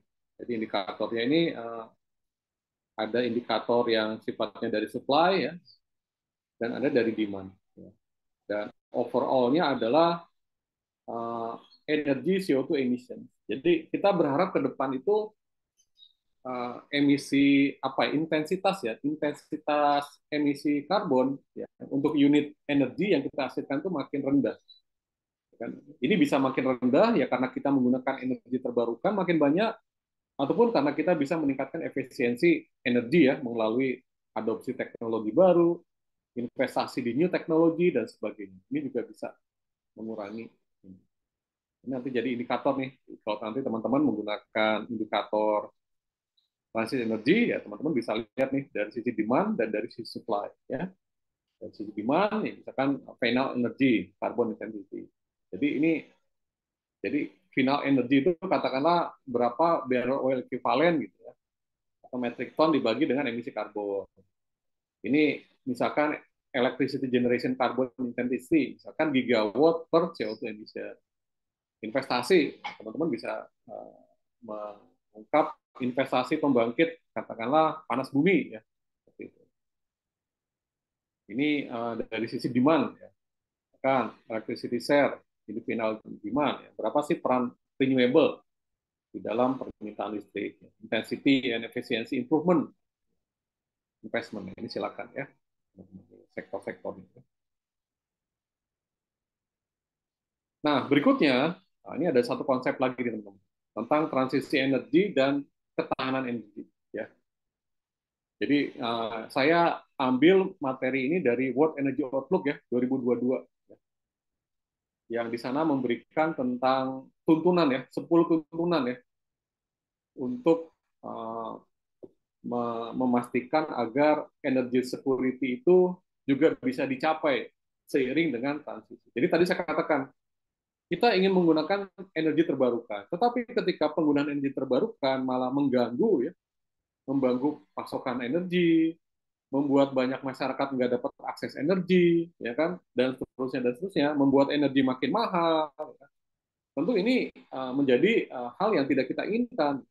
Yang kita inginkan kan kita transisi, tetapi pasokan energi semakin baik, ya kan. Kemudian juga semakin bisa diandalkan, harganya syukur-syukur bisa lebih murah, makin kompetitif, gitu ya. Nah ini artinya bahwa transisi energi itu tidak mengganggu ketahanan energi, energy security. Itu harapannya seperti itu. Nah, agar hal ini tidak terjadi, ya, artinya agar transisi energi dan energy security itu bisa berjalan beriringan sebagai sahabat atau berjalan simetris, ya. Nah, ini ada 10 hal ya yang perlu mendapat perhatian, ya, 10 guidelines ya. Yang pertama adalah melakukan sinkronisasi skala ya, antara clean energy dengan fosil. Jadi ketika fosilnya kita turuni, ya skala energi terbarukannya ya atau energi bersihnya juga harus dinaikkan supaya tidak terganggu stabilitas pasokan ya. Kemudian juga bagaimana terus mendorong efisiensi penggunaan energi ya dengan mengganti lampu lebih hemat energi, mengurangi konsumsi energi dengan kendaraan pribadi misalnya dan seterusnya. Nah, kemudian juga ini yang menurut saya penting nih. Nanti saya akan mendiskusikan hal ini juga teman-teman.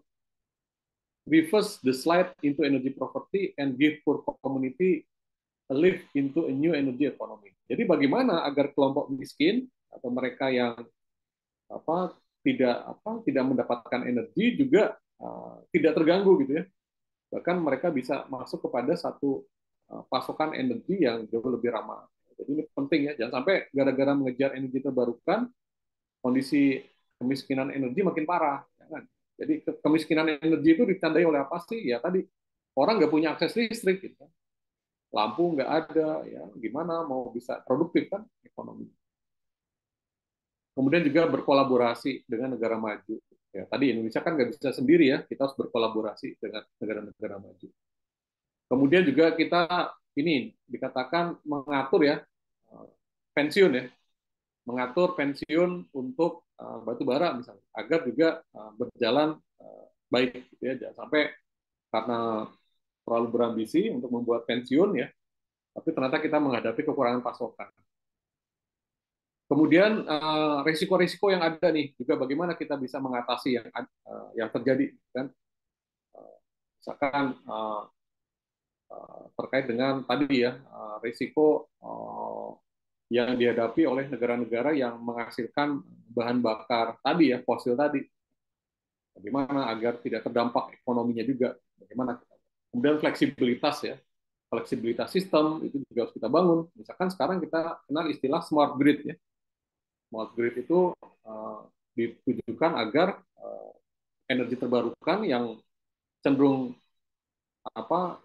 supply-nya naik turun itu bisa lebih lancar gitu ya melalui tadi misalkan teknologi baterai atau support system yang lain.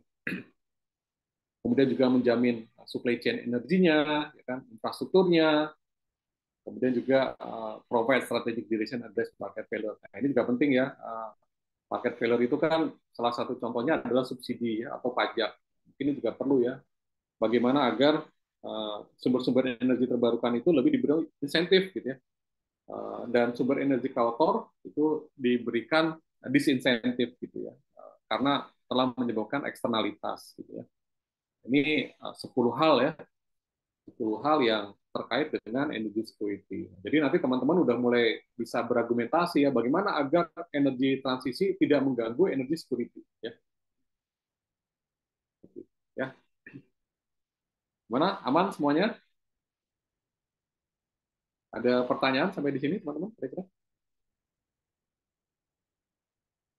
Cukup jelas?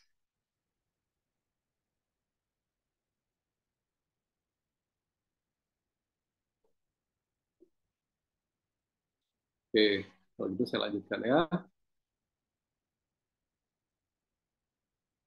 Nah, berikutnya, transisi energi dikaitkan dengan SDGs.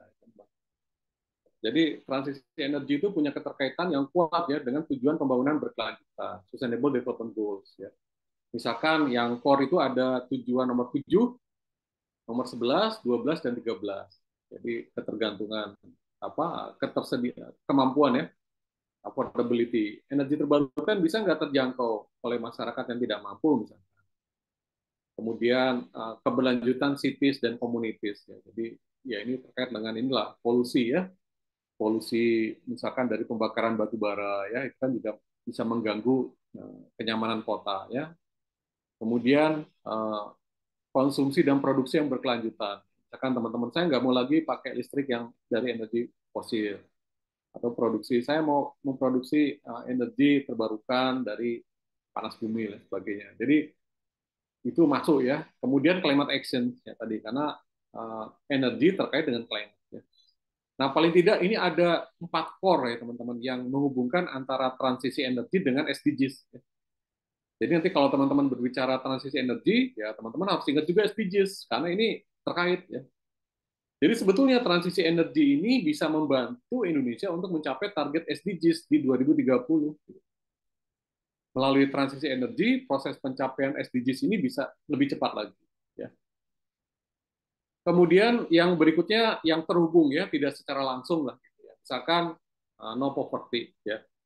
Misalkan bisa kita bayangkan ya masyarakat kita di pedalaman yang nggak dapat listrik ya, karena bikin listrik kan susah ya, harus bikin jaringan dan lain sebagainya kan itu mahal. Bagaimana mereka punya dapat listrik? Misalkan dari akses off grid ya, dari PLTS, surya panel gitu. Atau bagaimana mengkaitkan dengan pekerjaan layak dan hijau gitu ya untuk mendorong pertumbuhan ekonomi. Bagaimana mendorong inovasi dan infrastruktur untuk energi bersih ya. Dan bagaimana mengurangi ketimpangan. Ketimpangan itu penting sekali teman-teman. Jadi akibat tidak ada akses energi ya ketimpangan ekonomi kan makin makin berat ya karena kan yang satu lebih produktif dari yang lain karena ada infrastruktur energi. Nah, jadi ada 4 yang terhubung dengan energi transisi. Jadi dengan demikian ada 8 nih dari 17 target ya.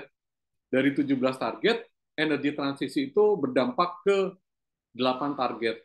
Baik target inti dan target yang terhubung. Jadi teman-teman nanti sudah bisa ya membuka perspektif ini. Nah ini contohnya nih, saya baru kemarin dari Papua ya teman-teman. Ini kalau teman-teman melihat background saya ini ada di mana nih teman-teman? Ini ada kali, namanya kali apa nih teman-teman? Kali biru ya. Ada di kali ini real ya. Ini gambarnya saya ambil real. Kali biru di Raja Ampat ya. Raja Ampat. Nah, ini saya kemarin ke Raja Ampat. Ini di sini ada PLTS ya, pembangkit listrik tenaga surya. Sekitar 20 kilowatt power. Kurang lebih ada sekitar mungkin 60 keluarga ya bisa terlistriki dari grid. Ini PLTS-nya, ya. Ini rumah pembangkit, ini adalah panel suryanya, ya kan? Kemudian ini ada meteran, tiap rumah itu dapat sekitar 450 watt atau ada juga yang 900. Tapi yang ini yang saya gambarkan tuh 900 ya. 900 dan 1300 ya. Ini pembangkitnya. Nah, di rumah pembangkit ini ya ada yang jaga ya, ada yang jaga nih. Waktu saya ke tempat ini, saya dengar suara musik ya, ada musik dangdut nih di dalam rumah jaga ini. Mungkin karena mereka capek kali ya nungguin, jadi mereka setel musik dangdut di dalam. Ini panel surya teman-teman. Panel surya. Jadi betul sekali ya teman-teman bahwa akses listrik ini, energi terbarukan ini memang membuka kesempatan bagi mereka-mereka yang ada di pelosok pedalaman untuk mendapatkan akses energi bersih, ya, keadilan energi. Ya kan? Ini transisi. Kalau kita nunggu terhubung sama grid, mungkin 30 tahun lagi belum tentu, ini kan mahal ya. Tapi kalau kita buat off grid, ya, sistem off grid, panel surya langsung masuk ke rumah, ini sangat berguna ya. Dan ini dikelola oleh PLN ya, Perusahaan Listrik Negara ya. Nah, ini contoh bagaimana keterkaitan antara akses listrik dengan kesejahteraan masyarakat ya, tentang renewable energy. Nah, ini paparan saya yang terakhir nih, studi empiris. Nah, ini juga saya ambil dari riset saya ya, teman-teman, di industri kawasan industri Morowali dan Bulungan ya. Kalau teman-teman nanti mau nyuplik, bilang dulu ya, karena masih dalam proses ya. Tapi ini saya share pada teman-teman biar fresh from the open aja lah.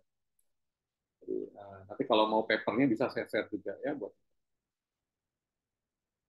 Nah, ini terkait dengan Tiongkok ya, teman-teman. Tiongkok ini kan peranannya besar ya bagi Indonesia, teman-teman, untuk proses energi ya, transisi energi ini besar. Mungkin teman-teman masih ingat nih 2004 ya. 2004 ketika Tiongkok membantu Indonesia dengan percepatan listrik ya. 10.000 megawatt kan, itu Tiongkok banyak ya membantu Indonesia membangun pembangkit listrik tenaga uapnya ya, dan akan apa ya, walaupun sekarang terdampak ya karena emisinya banyak, tetapi ya pada saat itu nggak ada pilihan ya, karena kita memang harus segera menambah kapasitas listrik. Kalau enggak ya ekonomi kita nggak gerak, industri nggak ada sumber pembangkit ya gimana. Jadi memang relasi energi Indonesia dan Tiongkok ini sudah cukup kuat. Nah, ini juga bisa menjadi topik riset teman-teman nanti nih. Bagaimana the role of energy in development ya. Misalkan peran Tiongkok di dalam meningkatkan ketahanan energi Indonesia. Ini bisa jadi topik tulisan teman-teman juga nih, menarik ya. Nah, Tiongkok ini memang mempunyai peran besar ya untuk meningkatkan kondisi ketahanan energi Indonesia ya, walaupun masih berbasis kepada energi batu bara. Seperti itu. Nah, salah satu cara untuk meningkatkan nilai tambah barang-barang mineral, terutama logam, itu kan melakukan hilirisasi ya, teman-teman pasti masih ingat ya, hilirisasi, agar kita nggak hanya menjual barang-barang mentah, tapi kita bisa menjual barang setengah jadi, bahkan barang akhir. Nah, tetapi untuk melakukan hilirisasi ini bukanlah hal yang mudah, karena perlu energi yang besar ya. Bagaimana mengolah nikel ya menjadi dari biji nikel ya menjadi nikel semi proses, itu perlu pasokan energi yang besar sekali, teman-teman. Besar sekali pasokan energinya. Bahkan di salah satu kecamatan ya, yang memproduksi nikel, itu pembangkit listriknya lebih besar dari Pulau Jawa Barat, dari Provinsi Jawa Barat. Itu satu kecamatan, bisa teman-teman bayangkan betapa memang kebutuhan energinya tinggi sekali. Nah, tentu kebutuhan energi yang tinggi ini dipasok oleh batu bara, karena memang batu bara yang paling cepat ya, paling gampang. Sehingga memang di daerah itu ya, daerah yang menjadi penghasil nikel itu karena batu baranya banyak di sana, menggunakan batu bara banyak gitu ya, sehingga pencemaran lingkungan tinggi. Banyak para pekerja ya di sana yang juga terdampak ISPA ya, inspeksi saluran pernapasan atas ya, terutama di IMIP ini ya, di Bahodopi. Ini besar karena ya satu kecamatan itu pembangkitnya sama kayak Jawa Barat ya, dan batu bara semua, kebayang kan berapa batu bara yang dibakar sehingga menyebabkan gangguan pada masyarakat sekitar ya. Tapi bagaimanapun ya nggak ada pilihan kan, teman-teman, antara melakukan industrialisasi dengan kebutuhan energi ya kan? Nggak bisa dipisahkan dua-duanya. Mau pilih yang mana? Ya nggak bisa dua-duanya. Ya sudah, kalau memang ingin hilirisasi ya dengan terpaksa lingkungannya kita korbankan dengan membakar batu bara. Itu memang situasinya seperti itu. Nah, walaupun nanti kita lihat ya di Kihi ya, di Tanah Kuning, nanti pakainya tenaga listrik air ya, sumbernya air. Ini saya risetnya pakai FGD saja, ya, wawancara, kemudian lihat berita-berita online, surat kabar, ya, data dari kementerian, ya. Saya pakai sederhana aja, teman-teman. Jadi teman-teman juga nggak usah khawatir ya, kalau untuk riset, teman-teman bisa pakai strategi ini, ya, wawancara, dari berita online, data sekunder dari kementerian, ini juga bisa jadi ya. Ini gambaran tentang ini, ya. Ini gambaran tentang ini, teman-teman. Ini, ya, ini itu kira-kira luasnya sekitar 3.000 hektar, ya. Ini juga merupakan perusahaan. Jadi Tsingshan Steel Group Tiongkok ini menguasai 25% pangsa baja dunia, teman-teman. Ini perusahaan yang sangat luar biasa, teman-teman.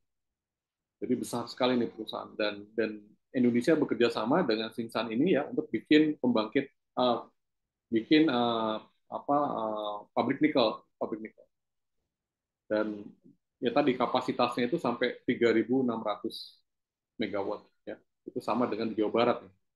Dan yang menarik, walaupun Tsingshan ini adalah perusahaan baja, tetapi dia punya kemampuan untuk mengoperasikan pembangkit sama kayak PLN, ya, setara. Tadi ya, tapi ya memang pakainya batu bara, teman-teman. Jadi memang hilirisasi itu perlu, tetapi ya tadi ya kita masih bergantung pada batu bara. Ini kawasan industri yang lain ya di Kalimantan, ini Kihi ya. Kihi ini juga melibatkan peran Tiongkok juga ya, investor-investor Tiongkok ya, cukup besar ya. Ini kawasannya lebih besar lagi, 15.000 hektar ya. Sudah diresmikan Pak Jokowi, nilai investasinya sampai 1.800 triliun, besar sekali. Ya. Nah, ini dia pakai PLTA, teman-teman, untuk pengolahan smelternya, dan industri-industri yang ada di sana itu pakai PLTA. Tetapi PLTA-nya itu baru bisa nanti gitu. Jadi sekarang mereka pakainya apa? Uap dan batu bara dulu, sambil nunggu PLTA-nya terbangun. Nah, jadi nanti PLTA-nya ini akan dibangun oleh PT Kayan Hidro Nusantara, ya, yang merupakan join antar Adaro ya, Kayan dan Sarawak. Jadi join venture, ya. Nah, kemudian ini ya potensi air. Jadi Kalimantan tuh potensi airnya besar sekali ya. Jadi kalau kita lihat mungkin nggak usah pakai batu bara juga bisa Kalimantan. Hampir 22 gigawatt ya, besar sekali nih teman-teman. Jadi luar biasa nih potensi. Nah, kita lihat memang nanti ya basisnya akan menggunakan energi terbarukan ya untuk pengembangan industri. Tapi saat ini memang masih bergantung kepada batu bara. Oleh sebab itu nanti sangat make sense ya ketika dalam jangka panjang batu bara makin menurun, sementara energi terbarukan naik ya, karena memang saat ini energi terbarukan terutama airnya masih disiapkan. Karena kan teman-teman bisa bayangkan ya, kalau kita bikin PLTA kan terus bikin bendungan, mungkin harus ada desa yang kita tenggelamkan, mungkin di desa itu ada sejarah-sejarah masa lalu ya, keluarga yang juga harus dikorbankan. Ini kan nggak gampang gitu ya, nggak gampang melakukan hal itu, sehingga memang akan jauh lebih kompleks. Berbeda dengan bikin pembangkit batu bara ya, yang mungkin lahannya juga nggak usah banyak-banyak ya, lebih simple. Nah, tentu ini memerlukan waktu yang panjang, ya, negosiasi yang juga tidak mudah gitu ya. Nah, hal lain yang juga saya kira penting adalah bagaimana nanti kerjasama Indonesia dengan Tiongkok ya untuk transisi energi semakin kuat lagi harapan kita ya, karena selama ini kan kita cuma dijanjikan aja ya 300 triliun nih dana JETP ya dari US dan koalisinya, tetapi kenyataannya kan uang itu susah kita dapat ya, bahkan belum jelas gitu kan. Nah, kita harapkan nanti dengan kerjasama dengan Tiongkok ya untuk transisi energi kita akan lebih baik lagi gitu. Jadi itu yang kita harapkan ya, terutama tadi ya untuk kawasan-kawasan industri hijau kita itu makin kuat lagi, yang tadi di Kalimantan tadi ya, yang Kihi tadi.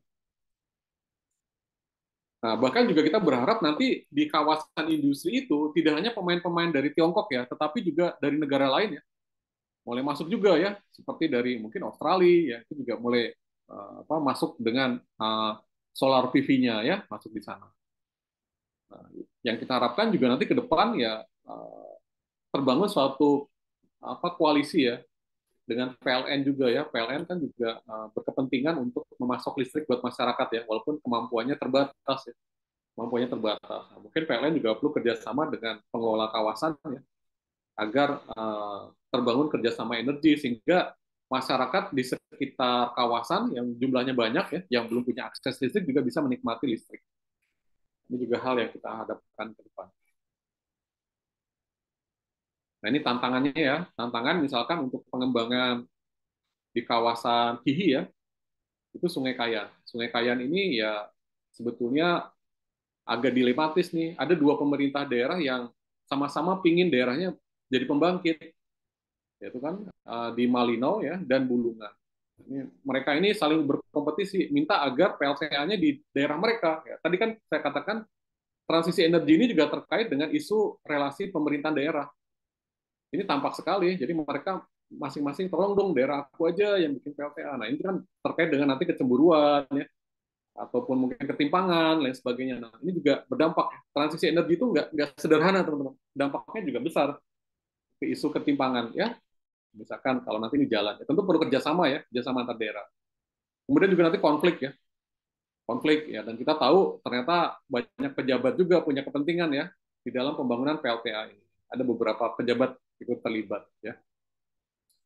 Kemudian juga nanti kalau dibangun akan menenggelamkan beberapa desa di sana. Ini kan gimana kita menyelesaikannya ya. Gitu, teman-teman. Ini tentu ke depan yang kita harapkan apa ya? Tentu ke depan yang kita harapkan adalah terbangun tata kelola yang semakin baik ya. Terbangun tata kelola yang semakin baik dengan apa ya? Apa kalau sekarang saya katakan GRC ya. GRC itu apa? Governance Risk Compliance ya. Governance Risk Compliance ya dengan ESG Environmental Social Governance. Tentu kalau kita nanti berbicara transisi energi ya, transisi energi ini harus bisa menyentuh ini teman-teman. Harus bisa menyentuh GRC dan ESG ini ya.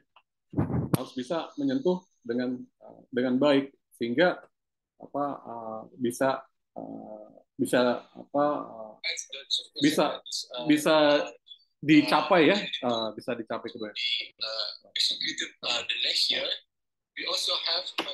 Ya, ada bocor. Intention to have some kind of literature. Oke. Nah itu transisi. Jadi transisi energi itu juga terkait dengan GRC dan ESG ya. Jadi karena ini menyangkut harus juga menjaga perilaku ya. Perilaku perusahaan, tata kelolanya baik, perhatian yang besar pada aspek lingkungan ya. Melihat resiko ya kan dengan baik, menjaga kepatuhan atas standar lingkungan dan sebagainya. Jadi transisi itu juga berdimensi di level corporate ya, di level corporate. Nah ini tadi saya katakan nih bagaimana bisnis, pemerintah dan masyarakat bisa saling bekerja sama untuk mensukseskan transisi energi ya, melalui perhatian yang besar lingkungan, sosial, tata kelola, resiko dan kepatuhan compliance. Nah juga yang tadi saya katakan penting adalah internal logic ya. Transisi energi juga membutuhkan satu internal logic ya. Bagaimana kita sama-sama punya keyakinan yang sama, punya value yang sama, behavior yang sama, gitu, agar semua bergerak saling mendukung ya satu dengan yang lain. Nah, ini kira-kira kesimpulan saya lah. Tadi udah saya sampaikan. Oke, sampai sini kira-kira ada pertanyaan kah? Ada yang mau didiskusikan? Silakan teman-teman.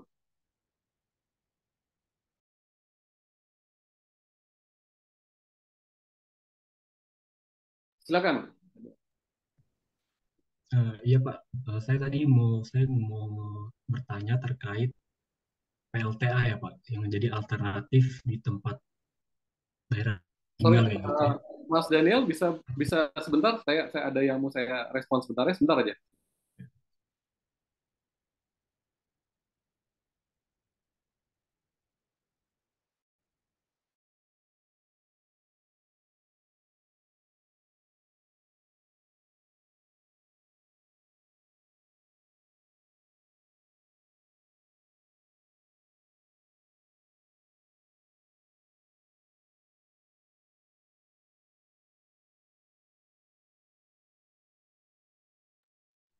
Oke, sorry, Mas Daniel. Silakan Mas Daniel.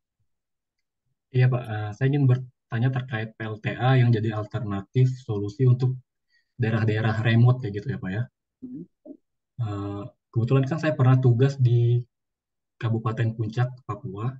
Nah, beberapa tahun yang lalu mereka mereka memang sudah membangun PLTA sebagai solusi eh, keterbatasan listrik yang dulunya cuma pakai genset ya gitu ya, atau solar panel kayak gitu Pak. Cuman permasalahannya memang benar ya Bapak bilang ada masalah politik juga terkait kepentingan-kepentingan di daerah sana. Tapi permasalahan utamanya itu mungkin maintenance sih Pak sebetulnya. Nah, pertanyaannya ketika pemerintah membangun sebuah PLTA di suatu tempat itu, apakah cuman ngebangun aja Pak atau memang sudah disiapkan juga terkait cara mereka memaintenance PLT yang sudah dibangun itu, Pak. Oh, sorry Mas, bisa di cara apanya Mas? Tadi saya agak terputus. Cara maintenance, Oh, maintenance-nya ya. iya. Apakah Nah, sudah dipersiapkan juga, gitu? ya itu bagian yang sangat penting ya. Jangan sampai kita bikin tapi nggak bisa merawat. Akhirnya cepat rusak juga ya.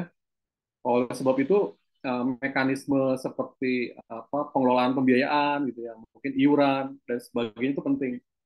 Tapi kalau dari pengalaman saya memang nggak cukup lah hanya dari mengandalkan iuran. Ya, perlu ada satu support dari dana desa atau dana kampung ataupun mungkin dari CSR dari PLN dan sebagainya sehingga bisa lebih sustain.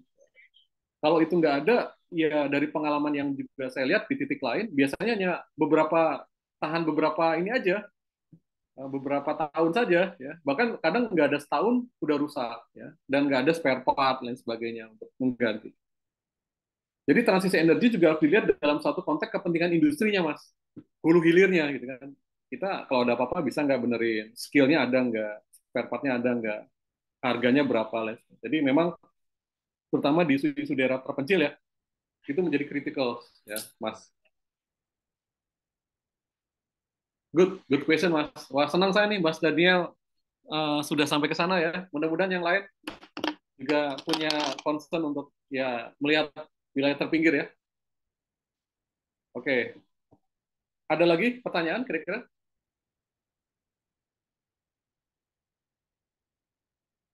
Tidak ada.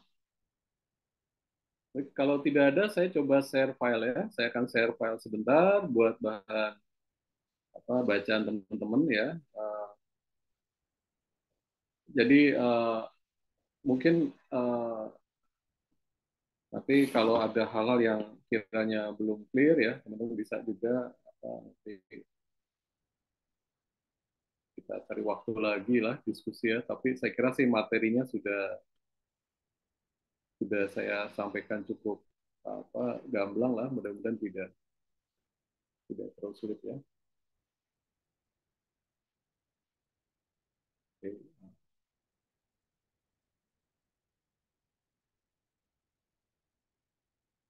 Oke.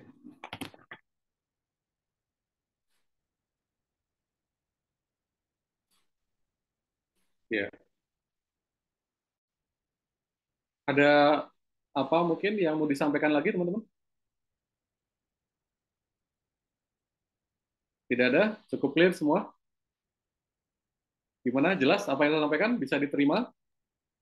Tidak terlalu sulit ya? Bisa ya? Oke, kalau gitu saya sudah tulis share file saya di chat, mungkin bisa di-download ya filenya, file pembelajaran kita pada siang hari ini. Sudah bisa dilihat filenya?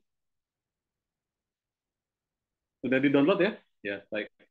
Sudah, sudah, Pak. Ya. Baik teman-teman semua, saya kira kalau tidak ada pertanyaan, saya tutup saja ya pertemuan kita pada siang dan sore hari ini. Saya ucapkan terima kasih atas kehadiran dan partisipasi aktif ya teman-teman semuanya.